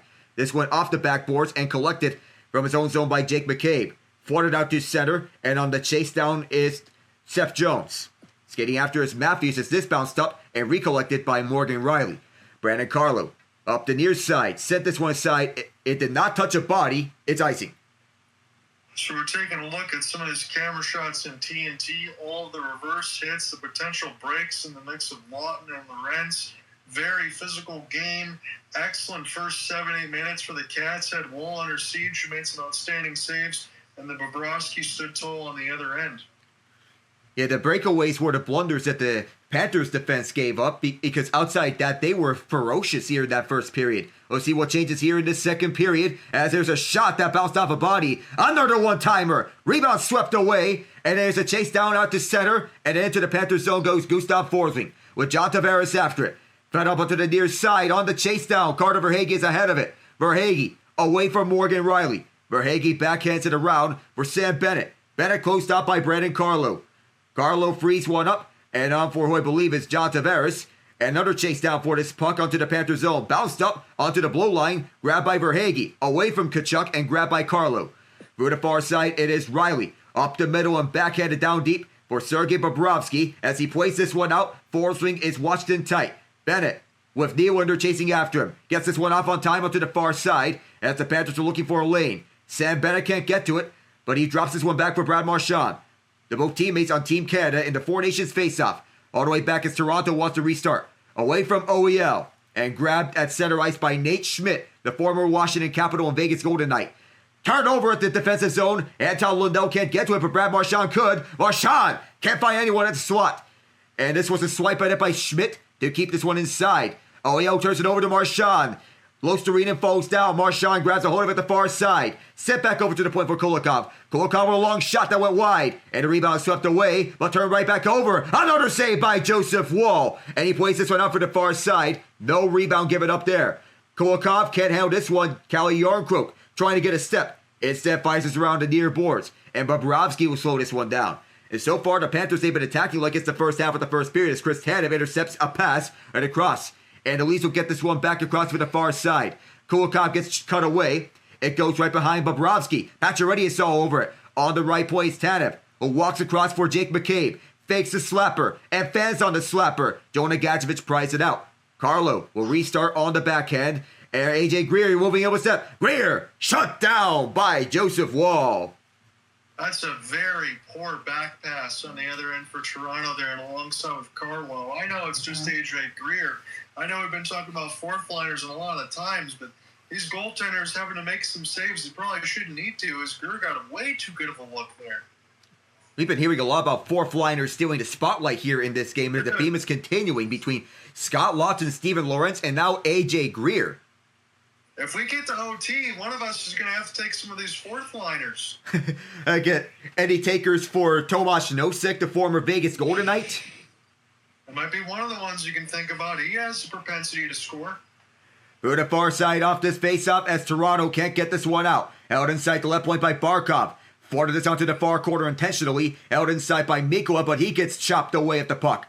Leafs get it out onto center. 2-on-2 as they enter inside. Matthews wants to drop off to Marner. Shut down by Rodriguez. Carlos' long shot blocked in front. Don't forget that the Panthers, they have a propensity for blocking shots too because of their stout defense. 2-on-1 as they enter. Waiting with this one. Shot! Score! Seth Jones gets on the board. It's been a busy night for his family and a busy day. His father coached Game 7 for the Denver Nuggets earlier today. He's got the first goal for the Panthers. That's awesome. I didn't even know that, Alec. It's a good shut out by you as you get a 2-on-1. This is a beautiful back pass right in near the change. Seth Jones just cruises in toward that right side dot. Alec, he makes no mistake. No chance for the Leafs defense to get in because they all get caught up trying to expect the cross pass. Seth Jones says, no, I'm going to deposit this in the bank top left corner. Brandon, you know what? Now that I'm looking at that shot, at that point as a goalie, what do? You can't do anything. No. And if you're Brandon Carlo, you can't do anything either. Take it away, Al. It's just all the way back onto the Leaf zone as this is set onto the far corner. Leafs trying to get something up, and up the middle is gloved down. Several whacks at it several times, and the Panthers, they see a whistle as they touch up. And you guys are exactly right from off the call because, again, that's a beautiful feed in there from the players' bench on the backhand. If you're Toronto, your textbook, you're playing the pass. Joseph Woll trying to cut off the angle, but he's got traffic on in front of him. He's got nowhere to go either. Yeah, the only thing in which it can help Joseph Woll out is if that puck somehow hits him. This faceoff's at center ice between Sam Bennett and Max Domi as it's Bennett. All the way for Bobrovsky, grabbed by Gustav Forsling. William Nylander on the hustle. To the far side, this is picked up by Florida. Carter Verhaeghe moves inside. Verhaeghe gets shut down, and on the near corner, the Panthers trying to dig. Jake McCabe will feed it up for Chris Tanev. Up the near side, Nylander. Recollect at center ice, I believe Jones, so go all the way around for Tanev. Tanev will start up at his own zone for McCabe. McCabe up the far boards. Matt Knies trying to split the defense, and he goes across. Knies, or rather Holmberg, holding onto this puck for some time. Tavares frees it up for Nylander. Nylander drives back. Oliver Ekman-Larsson hit a body in front. That was Kulikov. Kulikov starts to break out. Sent over to the near side for Lundell. Hit the side of the cage. OEL gets tied up. Marchand from the bottom of the left circle. Cross-ice pass never made it all the way through. And here's Kulikov, who'll grab up for Nate Schmidt. Schmidt bounced off a body in front. Marchand grabs up again from the right circle. Cuts inside. Marchand centering pass. Went off of Schmidt's stick. Schmidt will restart all the way back. Here's Losterina's deep shot. Hit a body again. Marchand will go all the way back around the right boards. Panthers trying to stuff it in front. And there's a car crash right in front of Joseph Woll. Up the near side, Max Domi, as he centers it up. For the near side now, Nylander trying to split. Nylander fires it, and it's off Bobrovsky, who plays it out for Nosek. Nosek swings and misses on the pass, as the Panthers will restart from their own zone. That goal gave them a bit of energy. They want to continue this forecheck here as Nosek is inside from the far boards. Sprung this one around as Domi chips this one all the way out. Settled down, but it takes several bounces. Genge slaps this one inside as Woll places to the far corner. Joseph Woll has been sharp for the most part. Morgan Rielly can't clear it. This takes a bounce off a body. The Panthers fired it around for the near side. Woll for Carlo. 5:30 guy here this second period, I meant. Is Seth Jones the only goal here? Shots 11-8 Florida. They have not scored since Game 5, which has been this very building. Evan Rodriguez slows up and fires around the near side. Will be collected up by Tanev away from Barkov. Tanev waits and is right behind the play to the far corner as some Panthers went down. This one bounced up and will be slapped around by Knies inside. Played out by Bobrovsky for Ekblad, who gets tied up by Matthews. Ekblad gets it up on time and couldn't get anything more out of that. Marner, outside the near corner, tries to fire this one around for the near boards. Ekblad can't get much of that. And on the way back, it's Carlo as the Panthers change lines. Brandon Carlo holds up and moves up towards the front. Simon Benoit beating out Matthew Tkachuk. Leaves center the zone. This one a little too far as Matthews got held up. And the Panthers will start up again. Bennett bounces one off a skate. And big hit by Max Domi on a bone crusher at the blue line. The Leafs get this one inside as Domi chases after the puck at the near corner. Domi wants to center it up. Gets closed off by Bennett. Bobby McMahon also there. Florida gets this one out. Verhaeghe gets tied up. He'll take it up at the near half boards. Right around for Morgan Rielly at the far corner. Marchand spinning it around to keep this one inside. Tavares frees it up for Rielly. Gets it back. Tavares waits and fires this right on Bobrovsky. He'll play it out towards the near side. Lundell gets slowed up behind him. Brad Marchand takes it in. Marchand. Whoa, stopped one. Puck is loose. Lundell frees it up for Marchand again. Towards the right point, it is Niko Mikkola, who fires around for the far boards. We're up pass. Rebound score! Anton Lundell!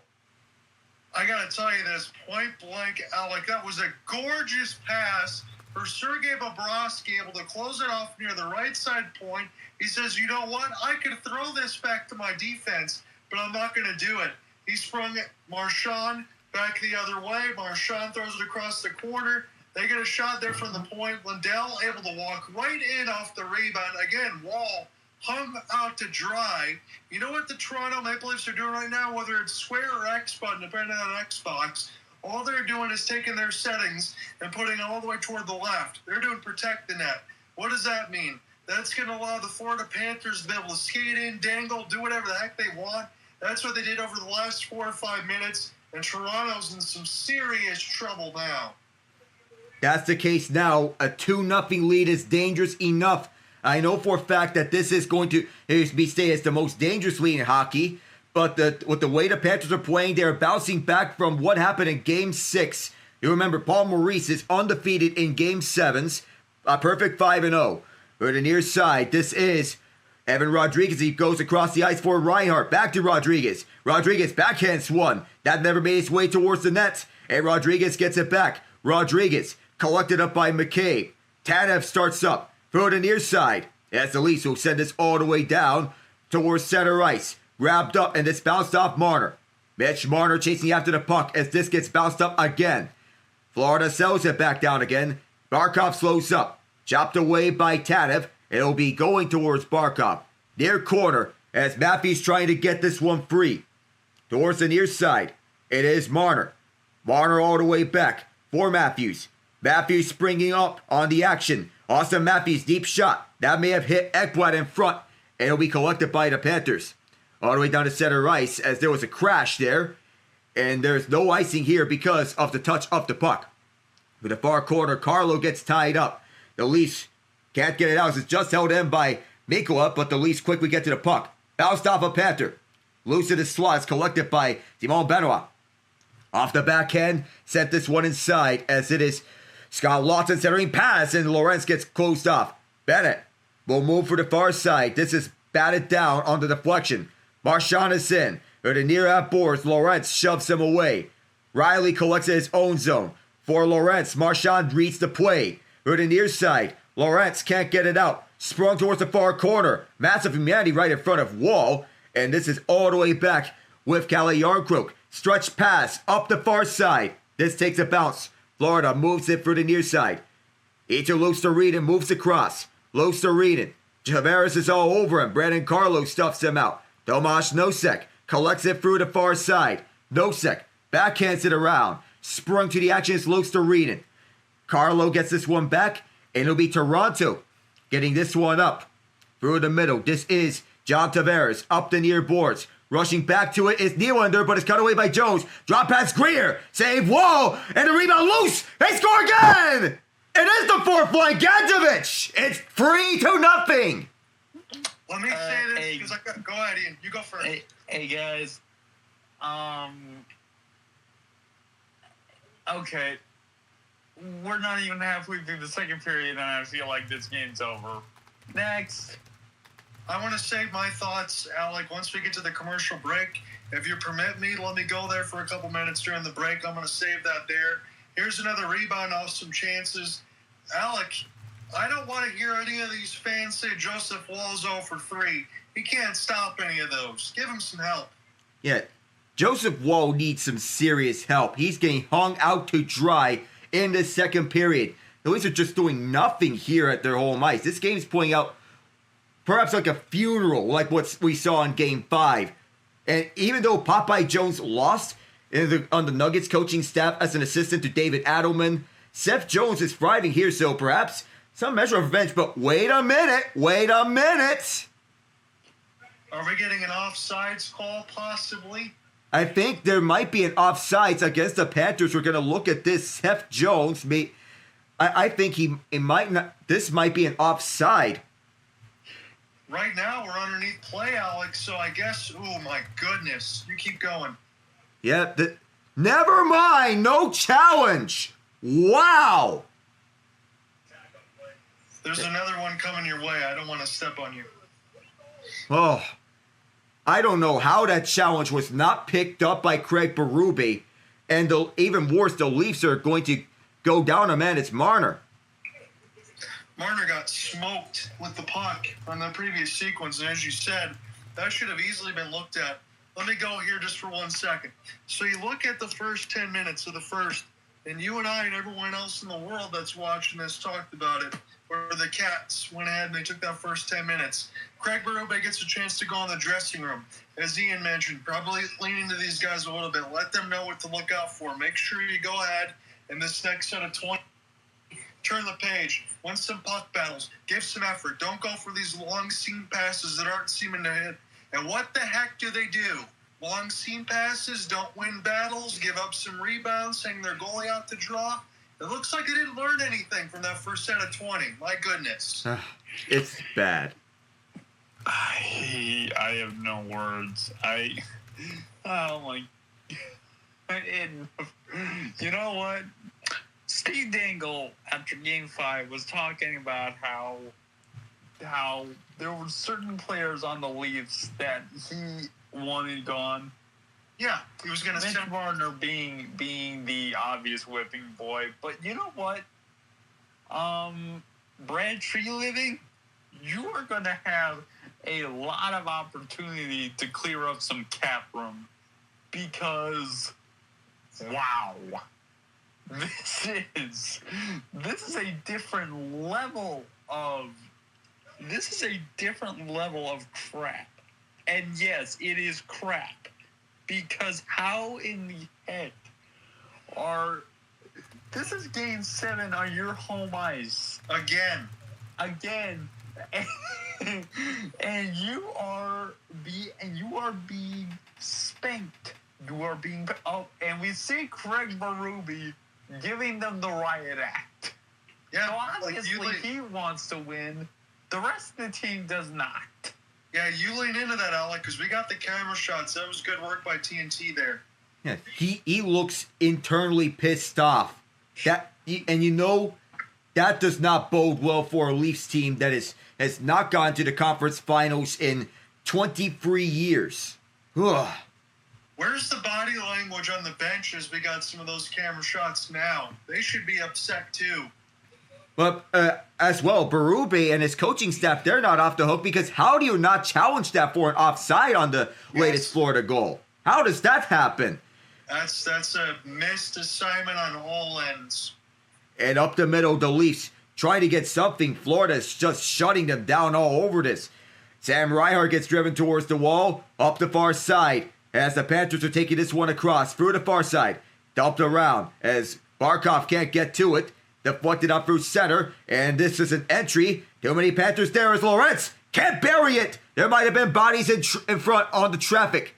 All the way back in Toronto at their own zone. They're getting mauled by Cougars here. Just straight up going for their neck. That's ouch. That's scary. And here the Panthers again. Possible 2-on-1. They hurry. Bennett, Kerwin, drag. Nice shutdown there by Simon Benoit. Benoit goes down. Verhaeghe takes it away. Verhaeghe, sharp angle. Missed it all as he shot above Joseph Woll. This is all the way around for Verhaeghe. Verhaeghe in front. Bennett trying to stump it inside for a fourth goal. Woll's holding onto it. Still it's free. Comes behind Woll. Woll's struggling to get up. And this comes back all the way towards the left point. Woll's reset. Back around for Verhaeghe. Verhaeghe. This one bounced up. Woll's without his stick. And this one played around. Woll finally gets his stick back. Marchand. Through the far side, set up back for Verhaeghe. Bouncing puck. Woll may have got a piece. McMahon collects it through the far side. Pinned by Jones. On the right point. Sent in down as Marchand collects it. The Leafs can't get this one out. He's holding on to it. Set up pass towards Bennett. Or rather Lundell. Lundell twisted twirls. Bounce up Woll to rebound. Being put towards the goal. Woll's no angels. And the referee loses sight of it. Oh my goodness, we're going to go to break again. This gets double deflected there by Bennett on the first opportunity. Marchand, part of that third line, all able to do some work. Again, I'm saying this is an American diehard Red Wings fan, even though it's a rivalry with Toronto a little bit there too, across the bridge. But for the love of Christ, can you win a puck battle on the other side of the ice? I mean, guys, this is Joseph Woll right now. Hang on, give me a second. Fellas, this is the goddamn sign. It means the Cats got the drop on us. Our backs are against the wall. This is not a test. It's the real deal. Help me. Help me. I said it to Alec earlier in the side of Game 5, and I know we couldn't get to see Stolarz because of the injury, and Alec's going to agree with this. I don't care if you put Stolarz or Woll in there. It's not going to change the outcome of this game. If I'm the goaltenders, I want out in the offseason. That's true. Offensive help. Because Woll is getting left out to dry. Even if you put Stolarz there, that's changing nothing. Yeah. And... Oh boy. Maybe it's just... What we're seeing from this Leafs team, I don't understand how you can be so sloppy. It's obvious your coach wants to win. I'm seeing Leafs fans, talking about Berube. Right now, Berube is the one trying to get on them because, oh my God, I can't make sense of this. You can't. It's impossible. I do have something I will talk about in the second intermission, but Alec, I'll leave it to you like this because you got to take over here. In the mix of getting punched in the face to a 6-1 and then going back into the Panthers' den and winning 2-0, that's the most disappointing part about it. You just did well in the previous game. Where's that effort now? That needs to be there. You have the shot blocking, but not the offense. Take it away. And for the near side, this is another face-off won by the Leafs. They are getting face-offs, but where's everything else? Not a lot of shot attempts, just one shot in the entire period. That should say it all. And the near side is Reinhart, who drives around the near corner. Brought back for Mikkola. All the way back down low is Barkov. Barkov gets shut down. Matthews racing after it. as Reinhart can't get to it. The Leafs can't move this one up. Marner can't get a stick onto the puck. And it's just a comedy of errors around here as Marner had it knocked away from him, restarting back up with his Brandon Tanev. Up to Brandon Tanev. How about Chris Tanev? And now a battle. And Leaf fans are upset because of the icing, but that was queer. Max Pacioretty was not ahead. No, he was trying to get inside position. He couldn't do it. It looks like on the TNT graphic, they're already getting set to square away of what we might see on Tuesday. So, well, we got a lot to figure out, but we'll talk more about that in the second intermission. Now I'm already having flashback to the 4-0 game. Lord help me. Austin Matthews will take the face-off against Sam Bennett. And this is a tie-up. Leafs trying to escape with this puck. They can't get out of the zone. Chris Tanev is all tied up. Cross-ice pass. Verhaeghe waits. Woll's out of position. Somehow that stayed out. And it's Tanev who plays this one out. Chopped away on the backhand. Forsling can't pick this one up. Bounced off the wall. And Carlos all tied up by Bennett. All the way back as Riley fires this one deep. No breakouts. So they adjusted. So that's to account for the breakouts. Near corner is Forsling. Moves it up. On for Bennett. Sam Bennett through the near side. Bennett slows up. Tries to pass this one around and does so for Verhaeghe. Verhaeghe dropping all the way back. Deep shot. Woll stopped it. And it'll be Bennett trying to protect it for dear life. So many Leafs there. Through the far side past the Leaf bench. They enter into the zone. Toronto tried to play this one to Bobrovsky. Just a second shot on goal for them in this period. If Brandon Carlo does not block that shot with his rear end of all places, that one gets lifted to the top left corner and the Cats are able to score again because Tkachuk, that was a wide open cross pass, just fighting for dear life on defense. Ooh. I can't imagine a shot block being taken by a rear end at all. That's the strangest shot block imaginable. That's like Jake Ottinger with the reverse save the other day. I couldn't believe he stopped it. Oh, me neither. I can't believe how that stayed out. Lundell at the face-off dot with, I believe, Max Domi. And it is Lundell taking this one around through the near corner as it's collected by Luostarinen. 23 block shots for the Leafs. You can only block so many shots until it comes back to bite, and you're not getting a lot of chances. For the near side, Leafs trying to control it, but can't. McMahon lost it. It is Domi. Domi frees it up towards the left side. Back for OEL. Fired this one off of Bobrovsky. Riley held this one inside. Behind it is Domi. For Pontus Holmberg. Holmberg wants to set up back towards the left point. This shot hits someone. Jake McCabe, rather. He'll pick it up. As the Panthers do a partial change and the Leafs do a full change. McCabe backhands around through the far side.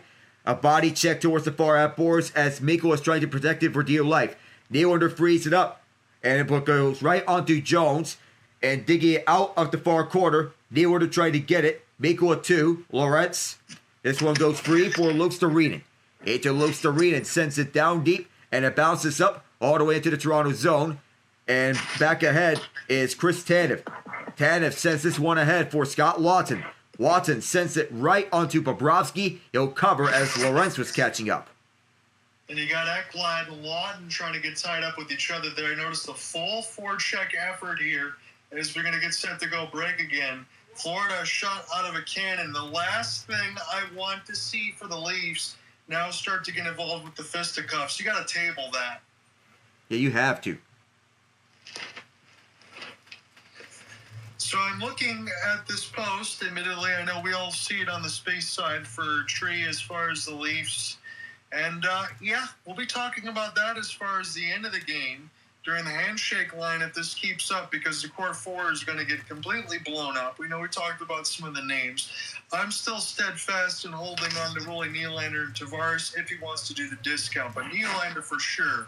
Because out of every single time that we've seen this team, I know everybody wears the collar together, I get it, but he's at least one of those guys that consistently has a pulse. And at the end of it, I do want to say this, I won't go in too deep, but I don't want to see any blame this game when it comes to Joseph Woll or Brandon Tanev or Max Pacioretty. They deserve a 0% of the blame. Absolutely. And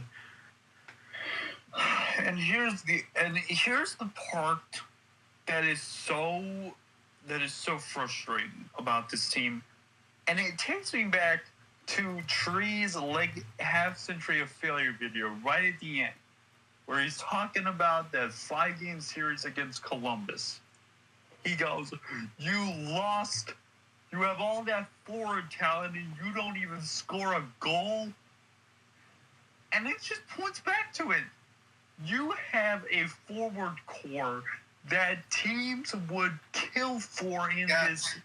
And not to mention, you've been able to keep this core together for longer than a lot of teams are able to keep their teams together. And you have done jack all with it. I would be more amazed if it didn't piss me off. Yeah, right. And again, you're exactly right, because these guys don't get paid the money that they do. As Austin Matthews the top of the league to win games in the regular season. It's about May. It's about May. I know Craig Berube wants to prepare his guys for this moment. Doesn't seem like his Marner missed it all off the faceoff to the far side, as this is a race for this puck. Oliver Ekman-Larsson. This puck was ahead of the goal line. Marner trying to get this one out, but ahead of it was Barkov, 16 on 16. Barkov almost escaped with it. It's right out in front, off the near side. And this could not be collected by Max Pacioretty. The Panthers swept this one around as Woll plays this for Morgan Rielly. Deep stretch pass onto center ice, and this gets taken up by Seth Jones driving towards the net. Jones, he falls down and scores! No, they wave it off! They're going to look at it now, Alec, but why is Seth Jones the one able to walk in on his backhand getting a breakaway? This one's going to be reviewed at least. For goaltender interference, but if they do wave this one off, you can't even say it's a makeup call. Hey, Garrett Ranger, your mic's not on. This is a pass that we're just getting the look of there. Morgan Rielly tries to throw this up the gut. Maybe the Panthers just intercepted immediately. And really, Seth Jones, I don't think he has anywhere to go with his right skate. Probably going to call this one off, I would guess. But Seth Jones has nowhere to go either. Yeah, I think it may be more to do with the kicking motion rather than the goaltender interference. Although we have seen some rather freaky rulings in the past when it comes to those, the skate pucks. If you remember a few playoffs ago, there was a whole drama about that. Yeah, we had a lot of that, as you said, Ian, already in this postseason. We've had so many bounces off sticks and skates and blades, it's turned the NHL rulebook on its head. Yeah. And now the Panthers, who are undefeated when leading after any period under Paul Maurice, you would imagine that if this goal is upheld, oof, that would be even worse for the Leafs. But I think this could it be a kicking motion that is going to be the difference? Or I can't say goaltender interference because he got driven right towards the net by Morgan Rielly. That's what I would be saying, Alec, too. I wouldn't lean there myself. I would lean with you as far as the kicking motion, if you have to call one. And honestly, it's difficult because, really, if we're going to be point blank about it, the Leafs could get lucky in the fact that pass from Morgan Rielly in his own end should have never been made anyway. Yeah, it should have never happened. Still, you cannot do that. Ever. They're going to go ahead and press on. No goal, it looks like. That's what it appears to call. No goal officially because of the kicking motion, but still, you cannot give that up if you're Morgan Rielly. I'm sorry, but even though it was called off, that's inexcusable. The effort here. The Panthers are just eating them up alive here. Breakfast, lunch, dinner, and even dessert, if you call it that. And through the far side, this gets taken up. Tkachuk, another 2-on-1, but that gets quickly canceled out by Nylander. Another blast. That might have hit Iron. Forsling hit that one wide. And this is collected up by Tkachuk at the far corner. Loose stick on the ice. And this is loosen up. Nylander trying to get this one out. Gone free onto the right side. Here's Forsling. Forsling right in front. Maybe behind Woll. No, it's not. It's back for Forsling at the point. Ekblad skates around. Aaron Ekblad moves this one back onto the left point. Waiting is Verhaeghe. All the way back to the point. Forcing shot. Save. Rebound. Marchand Can't play this one towards himself along the boards. Up the right side. Collected up by Luostarinen. Eetu Luostarinen. Lost it up behind the net. And here's Marchand. Fans irate as they're starting to boo the Leafs here for quite a bit here. They're starting to get impatient. Nate Schmidt. Shot is partially blocked by Nylander. Made its way to Marchand. So much zone time here. And as Woll finally grabs somewhat this is just a repeat of the first half of the first period. This is just nothing for the Leafs and everything for the Panthers.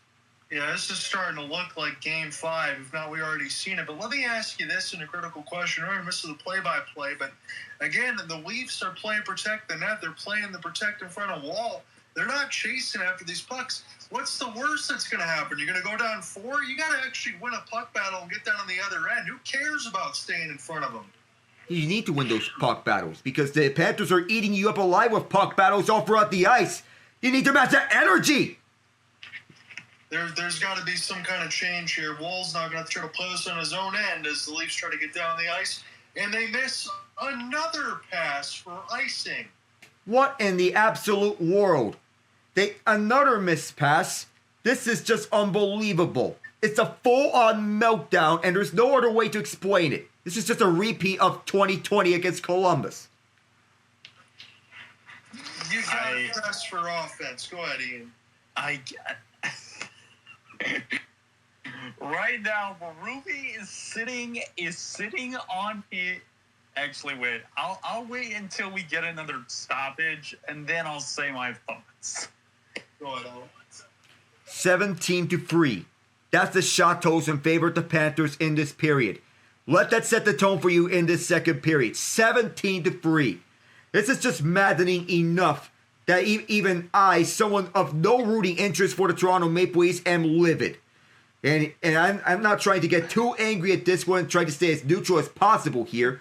But this is just inexcusable. Here's a chance here for Mitch Marner as he dances around Seth Jones. Tries to center one. Bobrovsky never saw that one, it seemed. But might have got a piece of it, but there were bodies right in front. Chris Tanev's all the way back. It'll go back for Jake McCabe through the far side. And Toronto tried to break free up through the middle. As it is Austin Matthews. McMahon gets tangled up. And a race for this puck all the way back. Tanev will beat out Tomas Nosek. Nosek ties him up. Luostarinen playing it. Luostarinen through the near corner. Towards the far side. This time it's a missed pass on Kulikovsen, and Pacioretty sticks him up. This possesses him. McMahon trying to fight for every inch. The near corner now. This is, can't get a number, as McCabe gets slowed up by Luostarinen. And Nate Schmidt played this one for Nosek. Nosek for Woll. Will play this one right behind him. Less than 2 minutes until this is mercifully over, at least in the second period for the Leafs. And through the far corner, this is played up by Knies. And this could not be picked up by Toronto. Up around, Woll will play this towards McCabe. Jake McCabe will play this out for Morgan Riley. Up the middle, this is John Tavares. Tavares, here's a rare chance here in the backhander for Matt Knies. Knies was not even there. Was a little slow on the plate.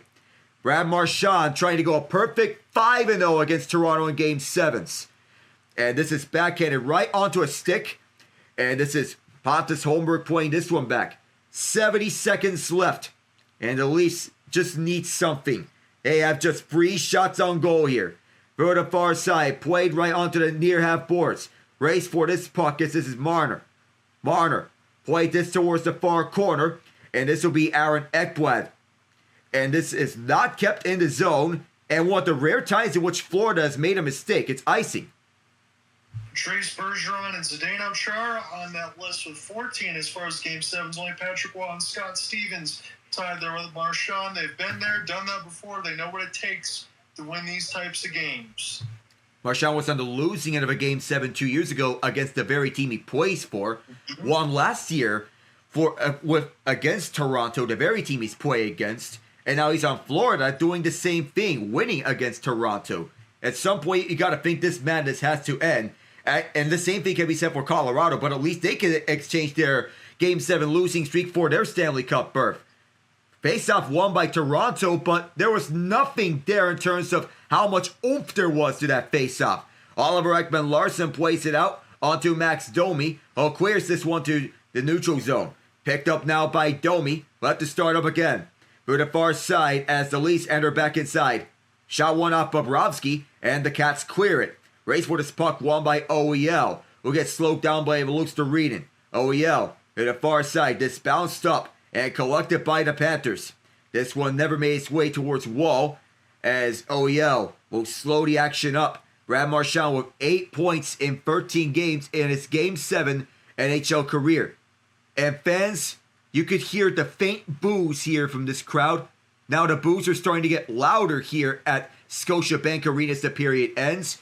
You know they are frustrated. You know they are irate. You know the kind of thing about their Game 7 losing streak. They have seen enough.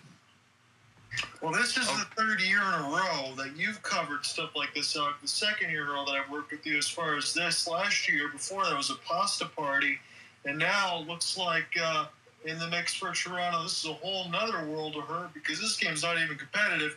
Ian, you go first, and then I'll lay some thoughts out. I saw Berube giving a look on while he was on the bench, and all I could think, that look is saying, you mean to tell me that I get saddled with a team with this much talent? I coached the St. Louis Blues, a team that was looked at as not having a shot, and got to a cup with a group, while admirable, does not have, I'll say it, the Blues did not have this level and caliber of talent across the board when they won it all, but they still won it all. And these guys are just, oh my God. The Leafs fan base has been called many things. You know, the media has been criticized. But here's my thinking on this. If you cannot, with the level of talent that you have, advance to even the conference finals, with this core, with this amount of investment, with this level of, I feel like I'm a broken record. Because all of this has been said before, and it goes right back to when Steve Dangle talked about that story about 2018 against Boston. How it was, I forget the player's name, but he said, you don't get many chances at this, and you're wasting them. Fellas, the St. Louis Blues legitimately had 1, 2, 3, 4 chances in the playoffs. They got it on the first one they had. The first shot. And they made it. They won. It's a good thing, too, because they didn't come close to the Stanley Cup Finals in the years after, but they did it. And Craig Berube right now, he's sitting there, and he's saying, this is not my team. These are not my guys, because they don't play like how my guys should. Alec, I'm going to leave it to you first, and then I'm going to go if you got any prevailing thoughts in the second intermission. This was, I don't know what to even say of this, but the Leafs, they looked dead. They looked dead on arrival as soon as they hit the ice in that second period. When the Panthers dominate all throughout that's middle frame, there was nothing. There was no life. There's nothing outside that first period, which they had 2 breakaways from their fourth liners. 25-12 the shots on goal. But you look at the shot disparity between the two teams, it's not even close. Florida had the hunger. Toronto was just being relaxed at their own defensive zone.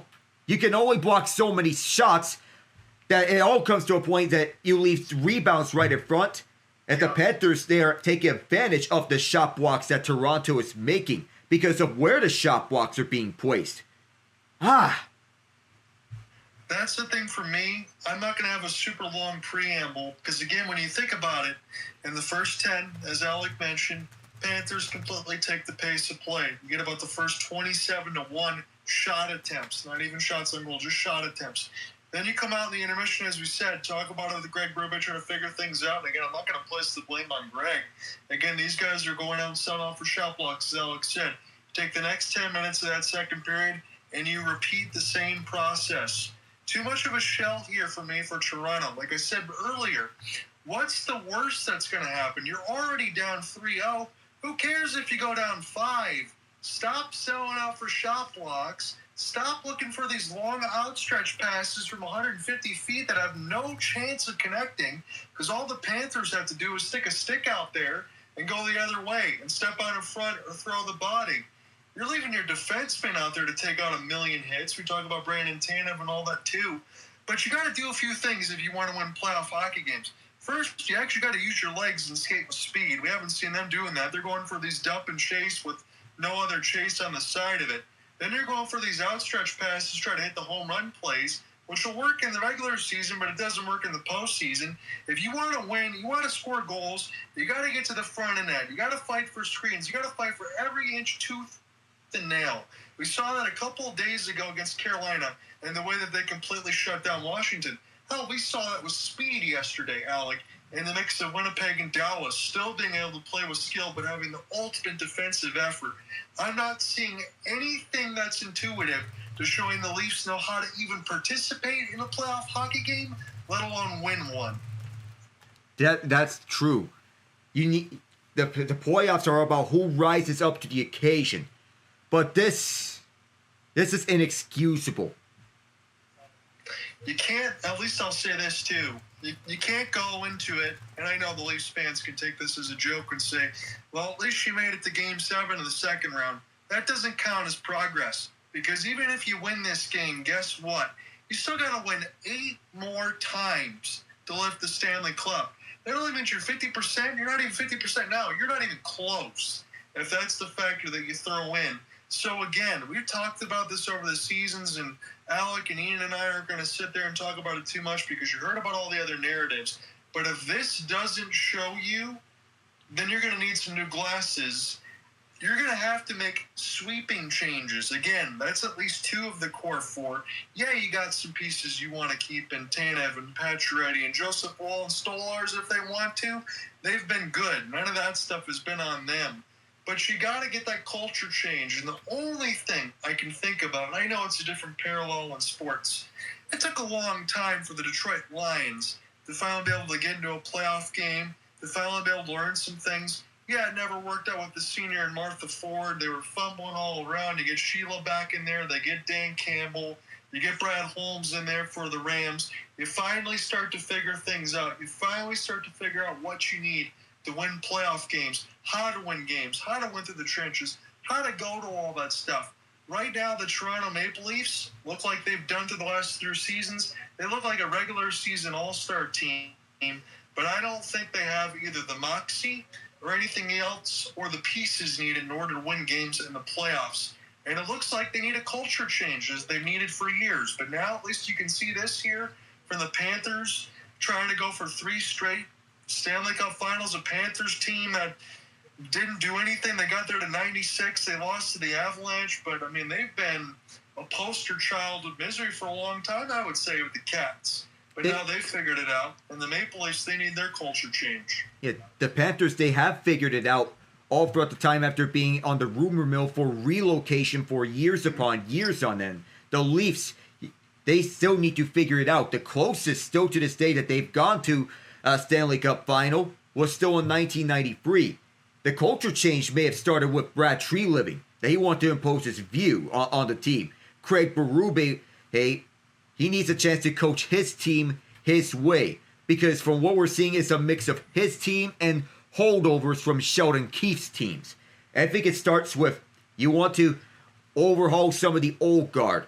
Mitch Marner may be the first domino to fall. We don't know where he's going to go, but Toronto may not be the environment for him because this is the brightest of bright lights on the Toronto market. A lesser market would be more preferable for Marner. Somewhere of a Chicago, or could I even say Detroit in free agency if Marner were to leave in such a case. But either way, bottom line is, no matter what happens in Game 7, I think it's a foregone conclusion that this game might be Marner's last as a Leaf. Yeah, we're going to see all the stuff there with Dangle and everything else. I'm going to let Ian jump in. But just in the mix, as we talk about the culture changes and all that, Berube just got there. And as Ian mentioned, too, for Tree Living, this is a good roster on paper, but yet he's going to have a lot of work to do. Yes.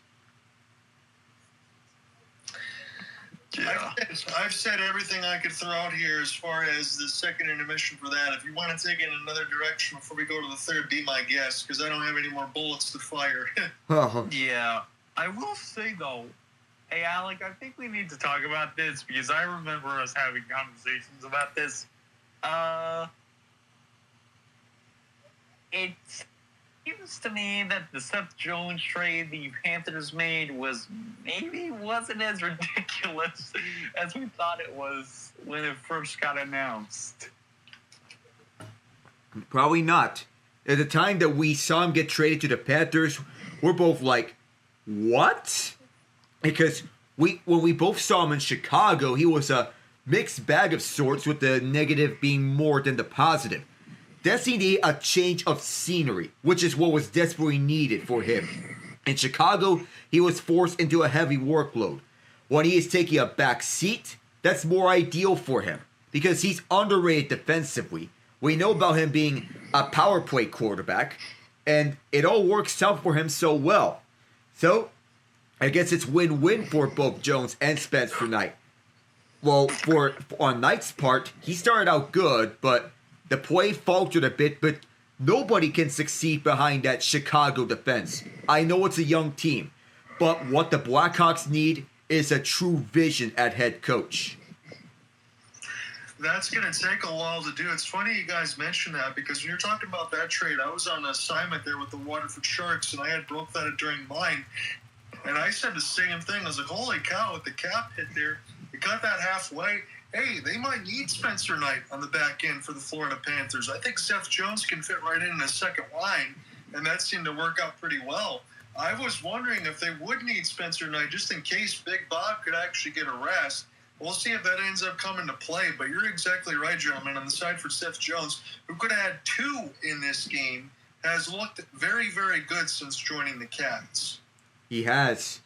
And he is revitalized himself as a key piece on a championship contending core. And now he's in position to possibly win a Stanley Cup at last, freed from the Chicago shackles.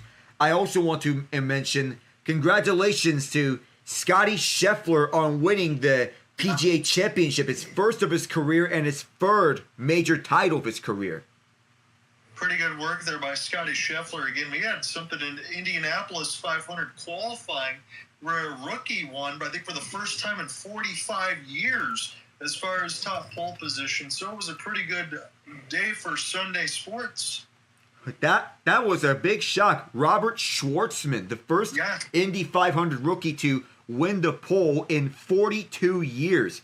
He's a dual citizen, but he was the first Indy 500 rookie to do so, doing it for Prema Racing. The last time this happened, Teo Fabi in 1983.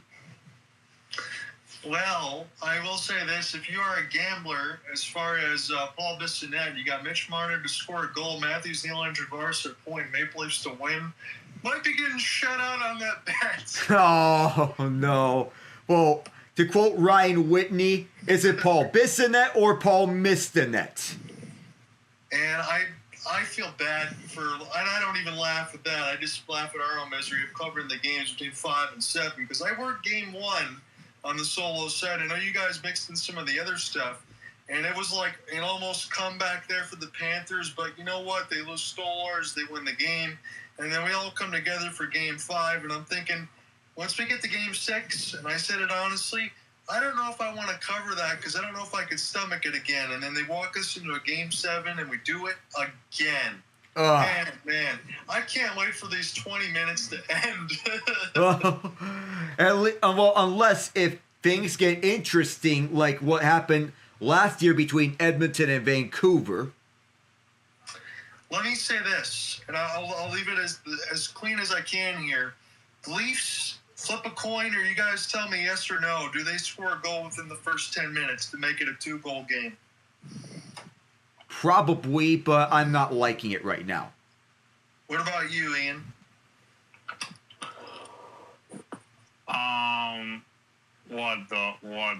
The Leafs score within the first? Yeah, it's 3-0 right now, and I'm asking you in the first 10 minutes. We're going to say the Cats don't score any more in that 10 minutes. Do you think the Leafs can make it 3-1 in the first 10 minutes of the third? That says it all. Because that's their only chance. Yeah. John, they're going to get shut out in Game 7. I picked them to win, but after seeing this, they are getting shut out. So are we looking more towards the shutout, or are we looking more towards the 6-1 yet again?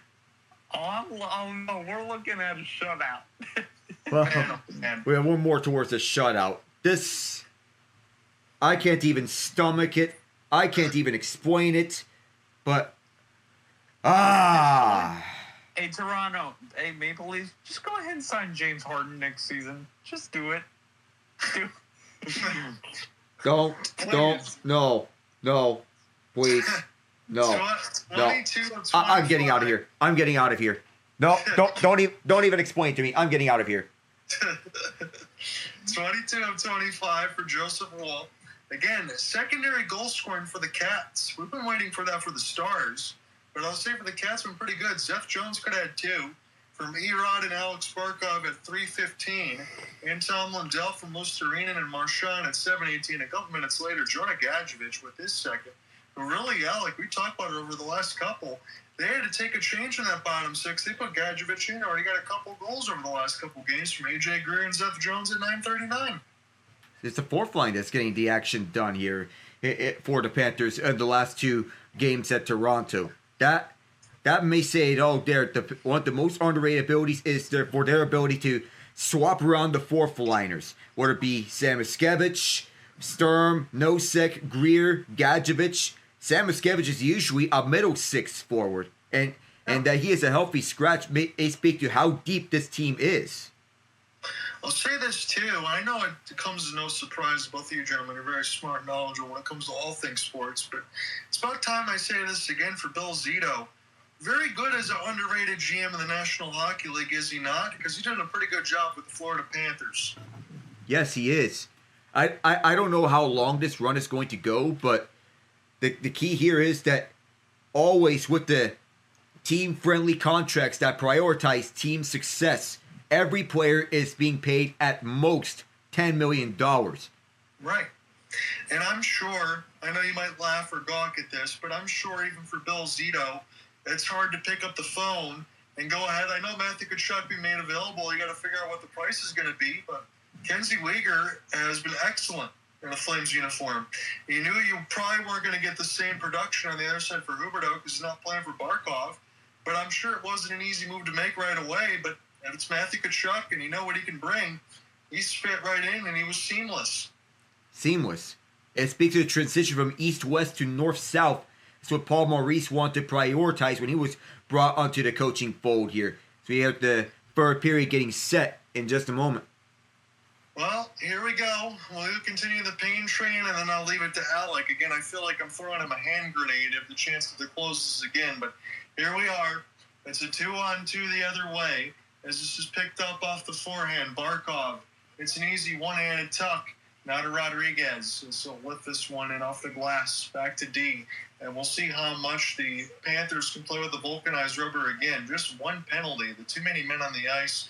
against Toronto. That one was killed. But the shot board, it was getting close for a minute as Toronto iced it, but now it's 25-12.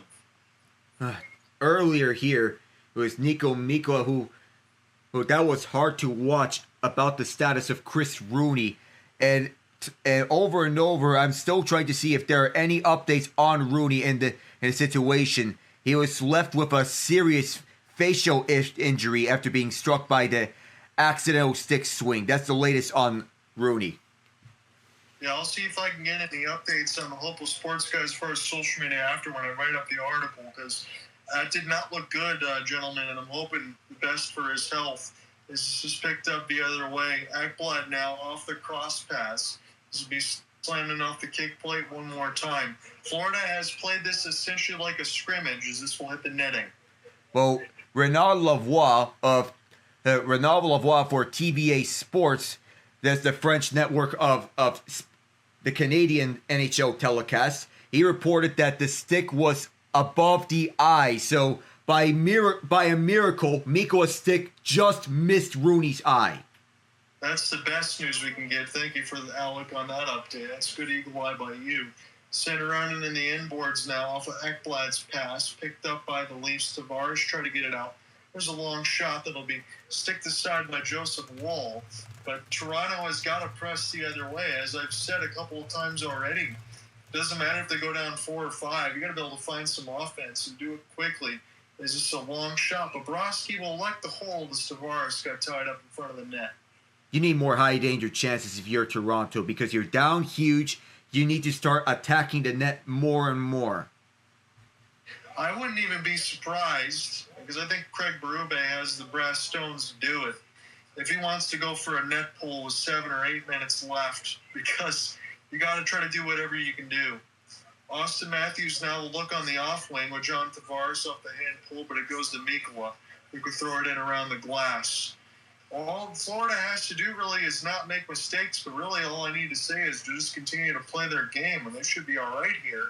And they'll get to play against Carolina. That is a whole nother can of worms the other way. I know this series will be the first one to start, as those two teams will meet on Tuesday if this results holds. But Carolina's got to continue about thinking of doing the same things that they have been doing and hope that things get different. There's just a sent back around the end boards now from Mikkola. Off the tie up here for Domi. This goes from the point, trying to get a quick shot. This bounces off the Cats. Opportunity now for Jones and off the lift. They're near the players' bench. Paul Maurice's squad takes a change. Domi wide open, shoots. He scores! 5-hole! Another bad change for the Cats. And the Leafs get the first goal of the third.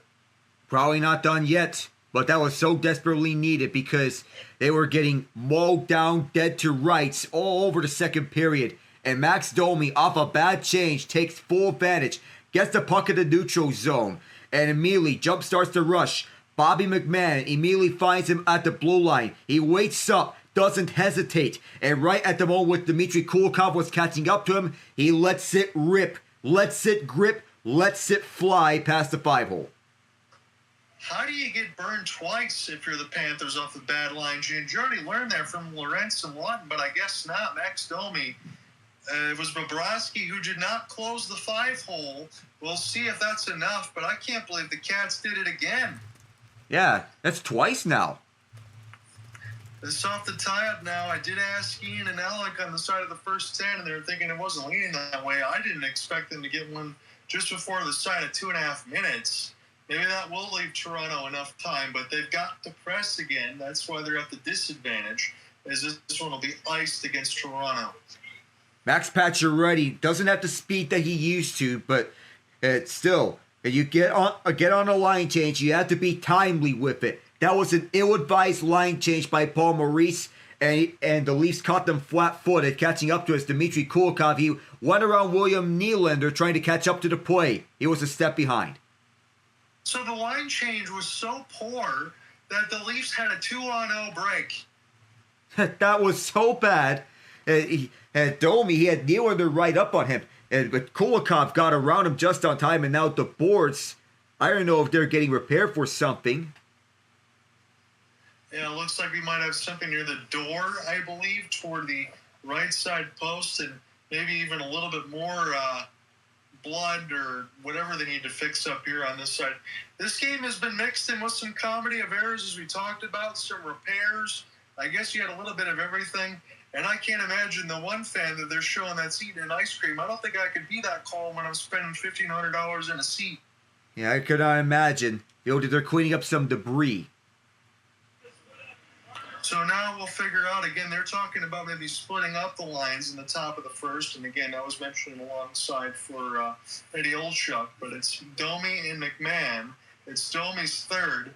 But the Leafs still need to press at least for one more before we even start to think things will change. Because Bobrovsky, usually in the third period, that's his best. He's always in shutdown mode. So I wouldn't imagine the Panthers would give up 3 unanswered. As those roll the other way, Oliver Ekman-Larsson gets knocked down off a reverse hit. This one set toward the net and tipped in from distance. That one really has to hurt for the Leafs, but it's back to 3. H.O. Luostarinen on the deflection. Gets this back up to a 3-goal lead. And right after seconds, right after they gave up that bad line change, they made up for the mistake. That's got to hurt. And they really made it 4-1 here. As the Luostarinen deflected at the side of the net off the shot from... Oh, you got to be kidding me if you're Toronto. Marchand will throw this one right on for Luostarinen. And again, Alec, let me say this. Toronto can't protect the front of the net all day, as they have been. This time, Luostarinen wide open, nobody within 100 feet of him. Nobody. Not even Chris Tanev or Jake McCabe could even get that one off. Oh, my God. I'm speechless as far as this play-by-play, and I know it's literally our job to be breaking things down, but I've seen some really inexcusable plays on line changes from the Cats, and then you have that there from the Leafs after you just scored to try to bring everyone in here with Panama. As this is sent back in around the end boards, this one's picked off. Long outstretched pass will be deflected into the corner. Not an opportunity for Reinhart to try to go ahead and give chase with Erod. Good brush to the contact for Jones. It's coughed up right in the middle of the slot again. But this one will go wide for Woll. 16:25 left to go on the third little touch pass. And Florida not giving up on this forecheck here as Tkachuk will make life difficult. Look, Tkachuk comes off the screen on that play to knock it away into the bench. That just doesn't seem possible. Still, that shouldn't even be possible that nobody would be at the front. But if you're a Toronto fan, boys, I don't know. If you're someone out here, please check on the mental health of Leafs fans, because I want to know if they're okay. This is definition of madness. Luostarinen now, enough the rush from Marchand. Again, Marchand loves to play against the Leafs. Doesn't matter what jersey he wears. As this is sent back in behind the inboards now, too far. Benoit will go off the off skate. We'll see now what they want to do with it. I think Tavares' touch pass at Matthews. This one will be played out of play. Again, plus 150 for Toronto for the next goal. So I guess they figure they already got one. That's probably enough. This one goes out of play. You're more likely to accidentally win a Game 7 than you are to consistently lose Game 7s. It's happened 6 times in a row. I would be disgusted to my very core if it is 7 in a row. Well, at least Colorado could say they could exchange their 7-game Game 7 losing streak for a Stanley Cup. Right. And I think, Alec, you just gave the line of the night. You couldn't say that any better because you are right. You're better off running into a win by accident more than losing all these. Is Riley, this one at the net, good block by Ekblad, as he denies a goal. This will be sent down the other way. Here for Morgan Riley one more time. Almost 5 minutes through the third, the Leafs were within 2 from a Max Domi goal, and then the deflection from Hell from Luostarinen and Marchand, as this is a long shot held by Woll. Oh, the funeral continues onwards. As William Nylander, he gets shut down. He had a 5-hole to open up, but was kicked out on time by Lundell. Underrated defensive piece.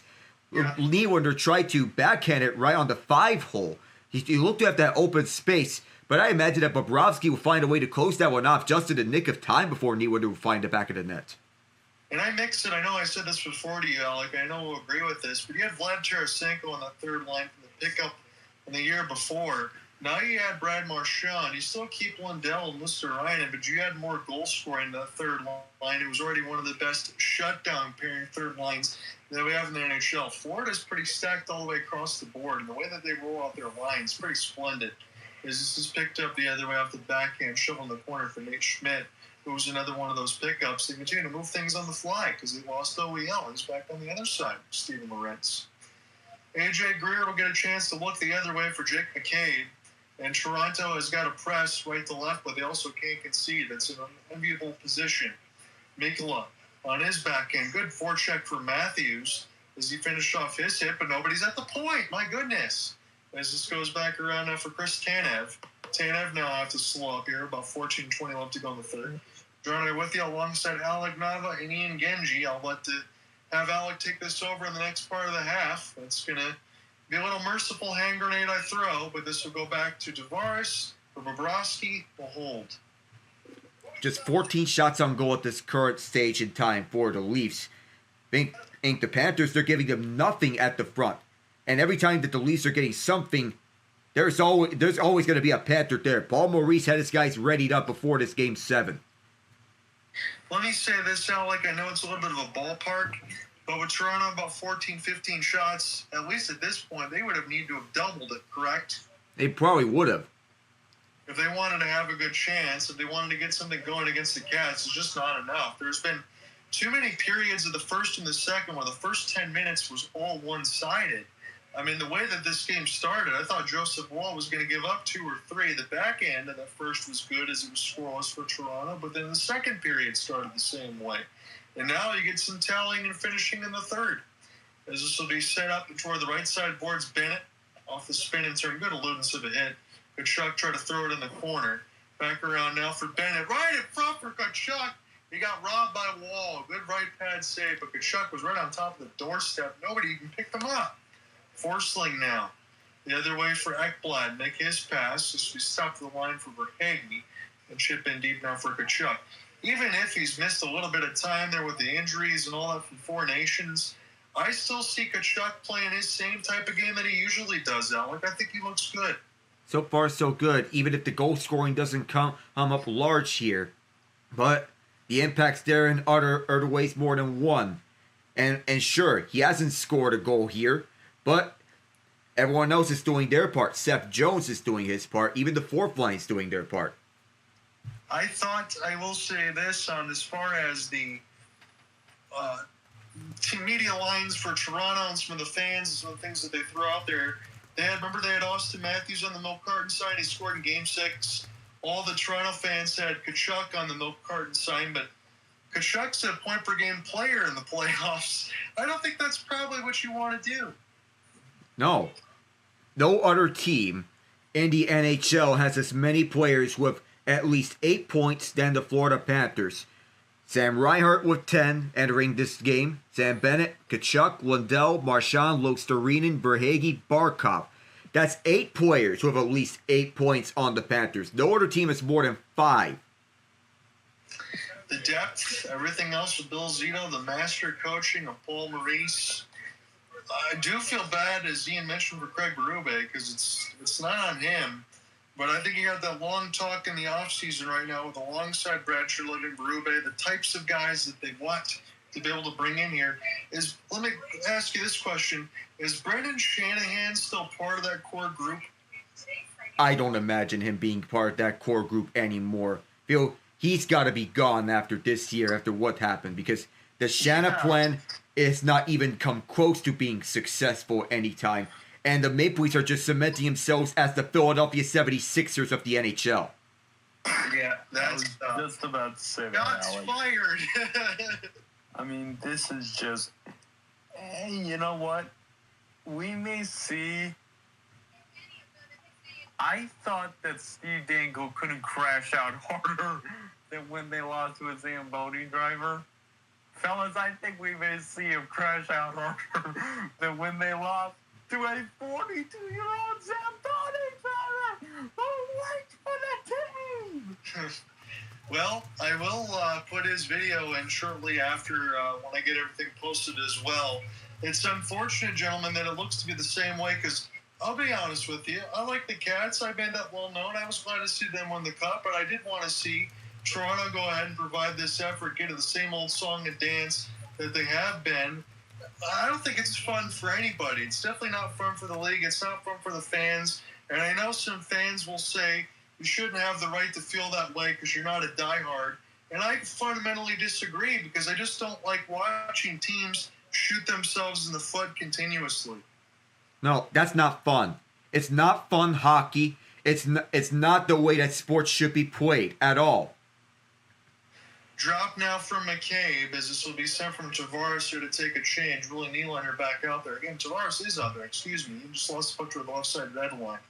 Tavares now off the tie-up. It's Barkov. Tied up with McCabe now to the left side red line. As this should be pretty collected for Johnny T for a moment. This played in off the wall. McCabe will knock this off of one of the Cats. And Toronto's going to check back up on side. Patches is the only one there on the forecheck now. About a couple minutes away from sending this back to Alec in a 4-1 scoreline. It's such a killer when Domi scored to make it 3-1. Then Lucerino to get it right back in off the deflection from Marchand chance at the point. This will be sent the other way. Pacioretty gets partially tripped, but again, we've already set the precedent over the last times that we're not calling anything, especially when you get toward the later rounds in the playoffs, especially in a Game 7. 27-14 on the shot board. Cats have almost doubled that up, and they're up 3 to the good here. They're going to be playing Carolina on Tuesday if this keeps up. Sent back in behind the inboards now for a young pro. This one will get knocked toward the left side of the net. And that'll be a chip and chase. Morgan Riley sent it in deep. Toronto trying to manufacture something. Kept Didi at the point. Here's a shot. It's deflected. This one will bounce off the backside of the net from Lorentz. And the Cats will get it out toward the Maple Leafs logo. Lorentz off the half spin. It's amazing to me how much time this fourth line is getting, but you guys have said it right. They've been the best line. And when that's the case, it doesn't mean success. Picked up the other way off the drop. This was Domi wide open, but the pass doesn't get there. McMahon on his backhand now for Riley. Take this one at the point. Gets partially blocked by the Florida defense. Doesn't hit Bob.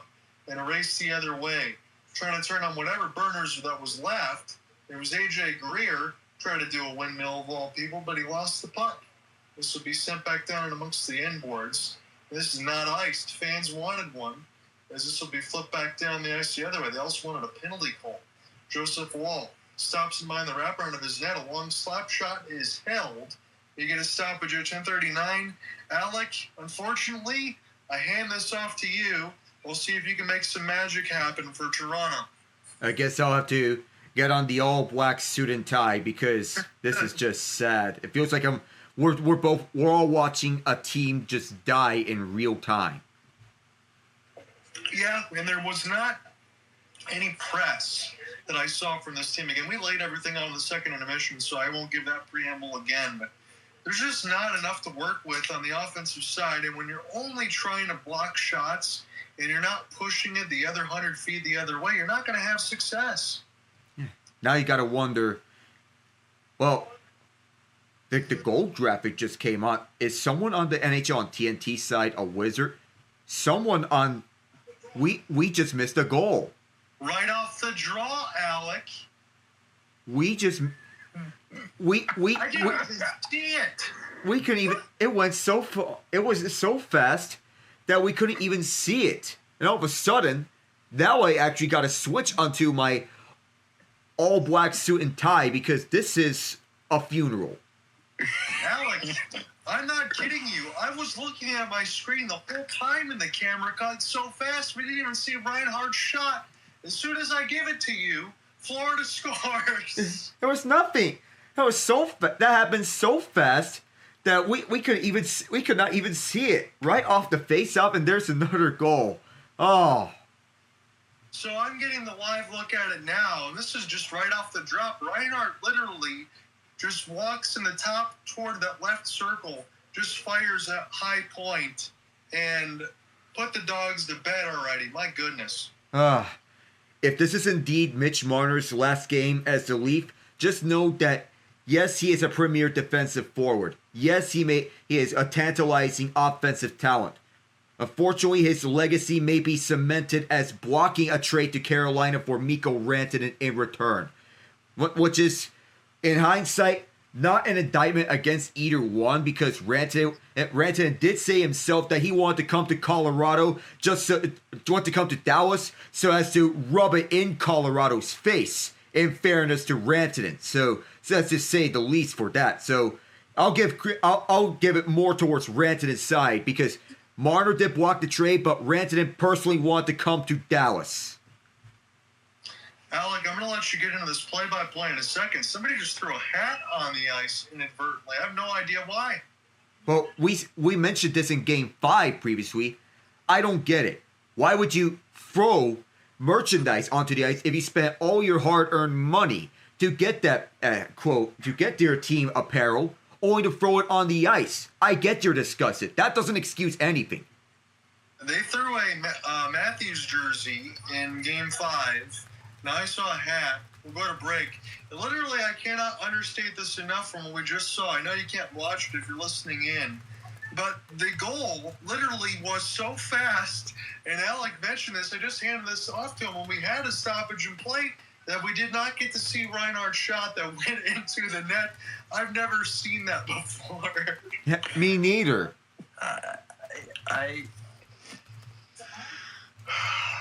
Man, the fact that this is actually, gentlemen, I have a question for you, and I want you to think about this to really think about this. Yeah. Because we talk about how teams have bad seasons and the fan bases are miserable, right? But I gotta ask you, who do you think as a fan base is just for this season was more miserable?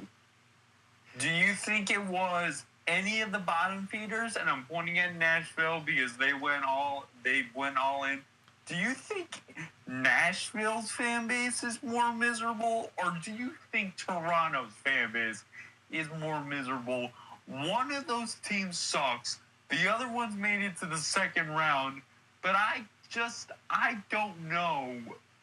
I don't know which fan base is more miserable. 2,000% the Maple Leafs. I don't think Nashville's even worried. They even got a good pick. They may not have a good... I feel Nashville has a good pick at the very least. Toronto, they were expecting a deep run out of this core. They made on a deep-ish run. Deep-ish meaning they pushed this to Game 7. And they can say that this is the furthest that they've made this current core. But at the end, it's all for naught because they were expecting this to be a deeper run. And to have more insult to injury, Sergei Bobrovsky just scooped the puck up out of a shot from Jake McCabe from the point and turns him away. Crazy when I asked you the question. That's a good question, Ian. I want to lay that out as clean as I can because I agree. It's the Leafs. It has to be on the side of it because it could be one bad season for Nashville, who's actually been to the Stanley Cup Finals in recent history more so than the Leafs. But it's crazy to think when I asked the question whether or not it was going to be the first goal. It goes 3-1. And now almost indeed we are closer to that 6-1 scoreline. Yikes. This is just Game 5 all over again. And I hate saying this because the fans, they are angry. They want to send a message to the team. We're tired of this. We're tired of Xing in the first 2 rounds. There needs to be a change, and Craig Berube needs to have a chance to coach his own team with his own players. We know Marner may be gone. Knies is a must keep. I don't know what happens with Tavares, but if he goes elsewhere, it's painful enough that the Islanders in 2 COVID years made it to deeper runs than he did with the Leafs. Every single time now that first line's out there, Alec, they're being booed. And it is once again the case. And Matthews overskates the puck and loses it to Ekblad. Again, John, with the comedy of errors. They're just going one-on-one against the Panthers. It's too easy to defend. It's just too easy for Florida to defend that because they don't need to. They could just do this effortlessly, they just have to stand there because the Leafs, they aren't getting a lot of this. Max Pacioretty sensed this right behind Bobrovsky, is behind the net, and Pacioretty and his McCabe, as the Leafs are struggling to pick this one up on the right point. Held in around through the zone as the Leafs want to keep this one inside. Tavares for McCabe. McCabe kept this one around for Pacioretty. Pacioretty to the far side. Tavares gets hauled down onto the ice and brought down by Forsling as he settles the puck down. Forsling sends this one down through the ice. Not going to be an icing because of McCabe being the only one back in the defensive zone. If it's the final 7:30 of the season, this is going to be ending in misery. Peak misery. And we don't know what is to come as the Panthers steal the puck. Can't get much out there. It feels like the Panthers are just playing keep away as Brad Marchand is toying with his prey. I don't know what else is new, but whether he be a Bruin or a Panther, it's just the same old story between Marchand and the Leafs. 3-on-2 for Toronto. Where's this spin? It's the fourth line. Lawrence gets turned away by Bobrovsky. Where has this been from everyone outside the fourth line? Yeah, like, why is it always the fourth line? Why is the puck when you go on the other end? Why are the Panthers always winning 2-on-3s and 1-on-2s? And why is this all of a sudden reminding us of Game 7 between the Devils and Rangers from 2 years ago? Yeah, that's another good comparison. Domi fires this one that was gloved away by Bobrovsky as Carlo picks it up all the way back near his own bench. 6:30 to go until the Leafs season mercifully ends and then pits themselves into another crossroads yet again. You probably think of Knies' contract and what he's going to get. We'd imagine him getting at least $7.5, maybe $8 million per year on his next deal. I don't know what the term would be. Perhaps it would be at least 6 years at $48 million total, and that $8 million per year. You have 8 years, $64 million if you want to stay on that $8 million per year range. 6 minutes to go until finally this is all over. As Morgan Riley, who has been on the losing end of 5 previous Game 7s, and Lawton falls down. It's picked back up right behind that coming out in front. The net came loose for just a moment, but it still sticks. Chris Tanev, who's been a Game 7 winning effort for the Calgary Flames 3 years ago, and then 2 years back, and then last year with the Dallas Stars as the trade deadline rental over the Vegas Golden Knights. It is Jake McCabe saying this one down the middle. Domi can't get this one through. Nylander has trouble with it centering pass, and there were 2 stumbling players, a Panther and a Leaf. The Leaf being Bobby McMahon. McCabe shot block towards the far corner as Domi tried to center one up. McMahon get hit as he shot it. And with 5:05 to go, this is brought out through center. Lundell will let this one play out. 30-17 is a shot advantage in favor of the Panthers. They were getting shots in Game 6. They weren't quick as Matthews gets one on Bobrovsky, and this one played out onto the right point. And this will be recollected at the Leafs' own zone. Whew. I have nothing else to say in terms of anything left between these two. So let's get on to the obvious, that Florida did get the looks, and they capitalized on the looks, that they sent guys towards the net, they got players towards the net, and capitalized on everything. The Luxtorinen shot was proof of that. The Jones goal was proof of that. And Jones almost had 2 had it not been for the disallowed goal. But if that was the offside challenge, we have no idea how this would have went, but knowing how this game went in this third period, it probably wouldn't have changed a thing.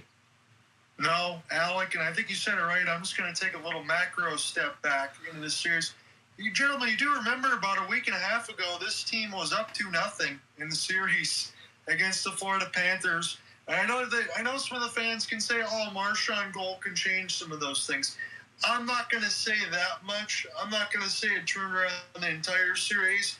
But you know what did? Going ahead and winning puck battles, doing all the little things, getting in front of the net, controlling it, working around the boards, all the stuff we mentioned toward the second. I already punched on that button. If you want to go back in about a half hour once this record's done, you can listen to it all. We broke that all down. They played their game consistently to the Cats, and they knew at some point they would be able to break through. And it looks like the Leafs just want to be able to score these long shots, score with skill, score with pace. Can't do that when you're playing against the Cats. the series sort of plays out to me in my mind. I know this may be on a previous year, but this series sort of played out the same way that 2009 between the Washington Capitals and the Pittsburgh Penguins. Washington won the first 2 games in 1-goal games. Pittsburgh won Game 3 in overtime. And while Game 4 wasn't a shutout, the Penguins won by 2 goals. The Penguins won Game 5 in overtime. That was one big difference as opposed to this series when the Panthers won big here at Toronto. Game 6 was one that Washington and Toronto need to have, and they won it in a tight scoring game. Washington's high scoring, Toronto's low scoring, and Washington wasn't overtime. Game 7 of that 2009 Pens Cap series played out exactly like this one, where the road team was the victor in decisive fashion. Yeah, and I imagine, Alec, you can draw parallels as to why Penguins able to come out in front of a lot of the stuff, because those games translate. Yes, you have to have stars. Yes, you have to have talent. And Toronto's got a lot of that. But you got to be able to play a much different way when you get in the postseason. Again, as you mentioned, Joseph Woll going to lead the goal crease. A lot of the same things in the regular season don't work now in the postseason. Because the postseason is a very different game. The postseason is about physicality. You know, the hit battle is a battle in which Florida is always going to win from the get-go. But the coaching battle, Paul Maurice is beating Craig Berube at his own game. These two coaches have a similar, or you could even say the same exact style game, but Maurice has been around longer than Berube has. Yes. Berube's been around since a decade ago, but their coaching styles are the exact same. The experience won here, and the Leafs defended that one well as they collected back up in their own zone. The only thing that this series is missing is a high-scoring points battle, where in 2009 between the Pens and Caps, Sidney Crosby had 13 points in that 2009 series. Alex Ovechkin had 14 points in that points race. That was the only thing that was missing here, because Florida has their advantage on depth. And as in the Pens Cap series, it was more about the star power. Love to see that on the star power, but you know what? Depth sometimes, healthy bodies and everything else, and a will to win, that matters a lot for the Cats. And, well, if there's any more insult to injury, there's Brad Marchand to deliver the dagger. Hey, look, again, it is 6-1. Oh, well, we've hit the jackpots. Probably we could have hit all 7s at Vegas if we did that 6-1 here, just like Game 5, right on the jackpot. Isn't this ironic? Alec and Ian, again, I say that you guys like me to consider you best friends. We've been working together for a long time. I really enjoy it. I know I haven't met in person, but I appreciate all the work and stuff you do. I humbly apologize if it's bad luck for me to be able to bring this in for Game 5 and 7 for the Leafs, because I feel pain for them too. But boy, oh boy, 2 6-1s, especially when you're up 2-0 in the series, you get a chance to be the top seed, go back home, have advantage, feel comfortable, and you lay these 2 eggs. That's not good enough. John, look, all I want is for this game to end and we can get to the next round and see some good hockey. Yes. Again, please. I mean, look, Dallas and Vegas ended in Game 5, and that series was a whole lot more exciting than whatever this was. Cats and Canes, Capitals were paper tigers. They played harder than this. Yes. Oh. Give me your thoughts. Did they score again? Wait, what? I said, give me your thoughts, Alan, because I agree with Ian 100%. Yeah. It's just old habits die hard for the Toronto Maple Leafs. And those expressions just say it all. Brendan Shanahan, I feel he may have seen his last day as a Toronto Maple Leaf, as president of hockey operations. I would say the same thing. Goodbye. And you know what? The other thing that bothers me when we see those faces there, how come these guys aren't angry? Yeah, I mean, they're just having the same expression as Bert from Sesame Street. Oh. and a massive humanity at the front of the net. Scotiabank Arena is mostly empty, and it's safe to say the Drake curse has struck again. Fellas, I'm gonna be real with you. Hang on. No, I'm putting this out there. Any Toronto Maple Leafs fans, if you are listening to this right now,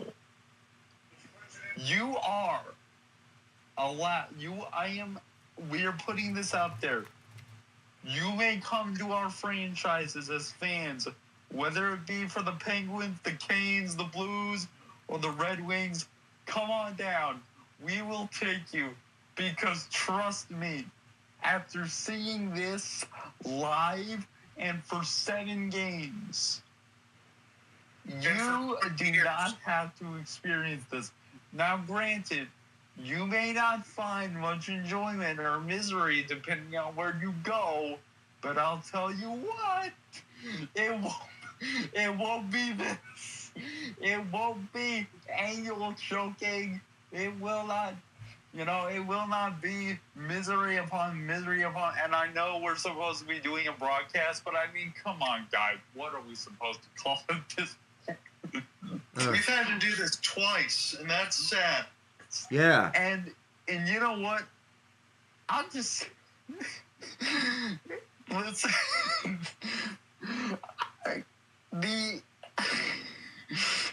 Listen. In the world of certain things, there's something called auto asphyxiation, where it's AEA. I won't say what it is. I pretty much gave away what it could be, but that is the only thing I can surmise. That is the only logical conclusion that I can come up with for what the Maple Leafs do every year in the playoffs, because you just find ways to choke and choke and choke and humiliate yourselves to a point where it's not even funny anymore. Like, look, we all love memes. We all love long-standing memes. The Boston Bruins are going to be a meme for years. But this is just sad. I mean, good Lord. Yeah. We talk about how the Sabres can't get their act together. Buddy, what Sabres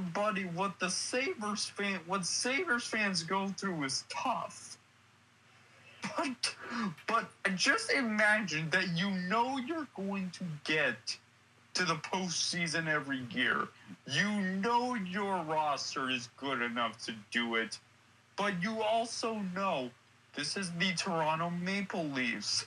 They literally have given us nothing to be proud of past the month of March. Yeah.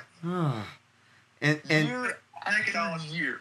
And actually, yeah, I'll let you guys get a word in, because otherwise this is going to go on. And we're done.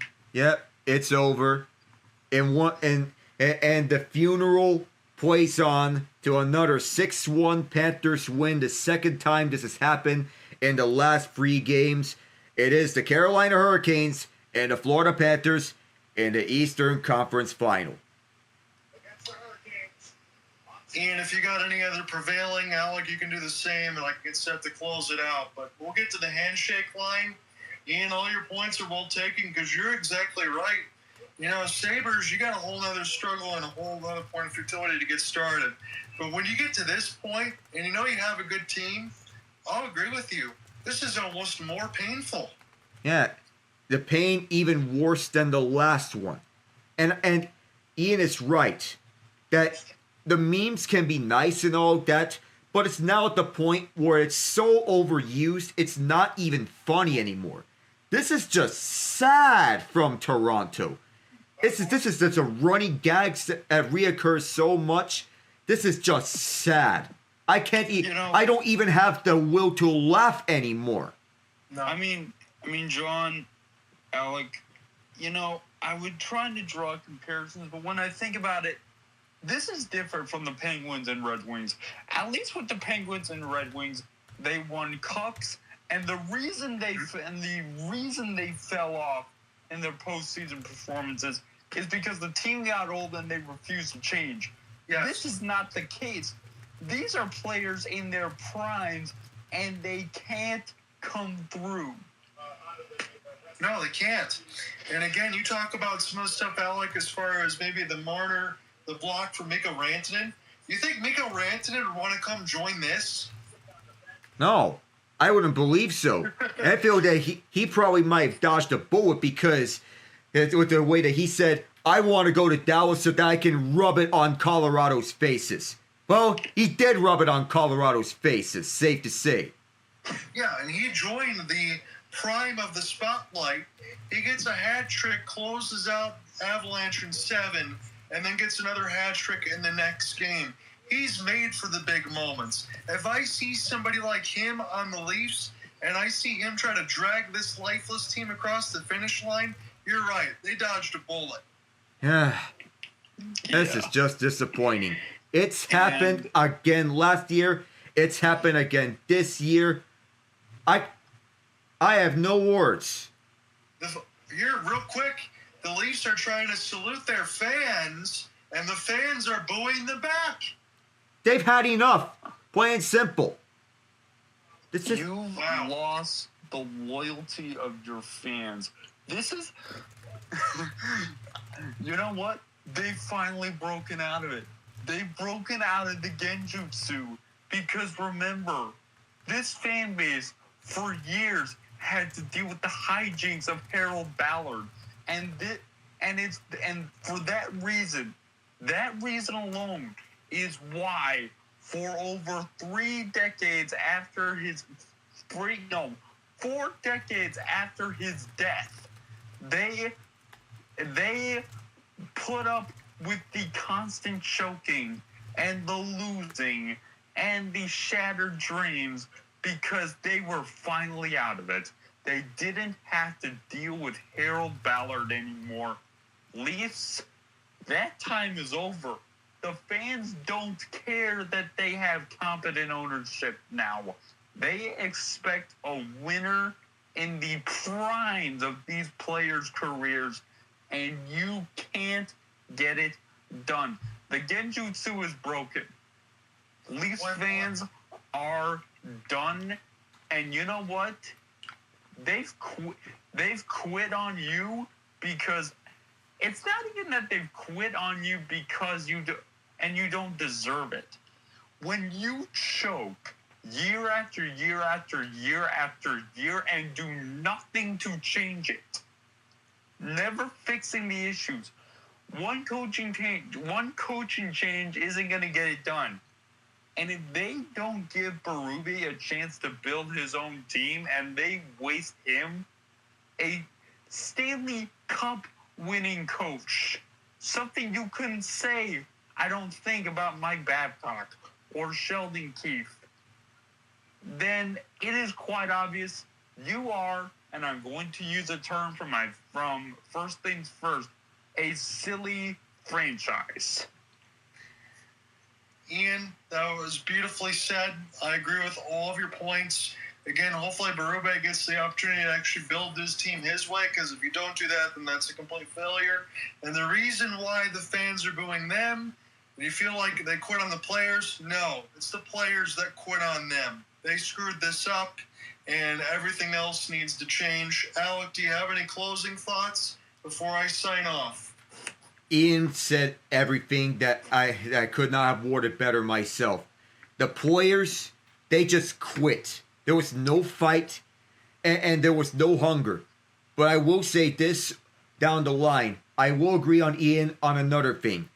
That Craig Berube deserves the chance to have this team coached his way and with his own players. He needs that chance here.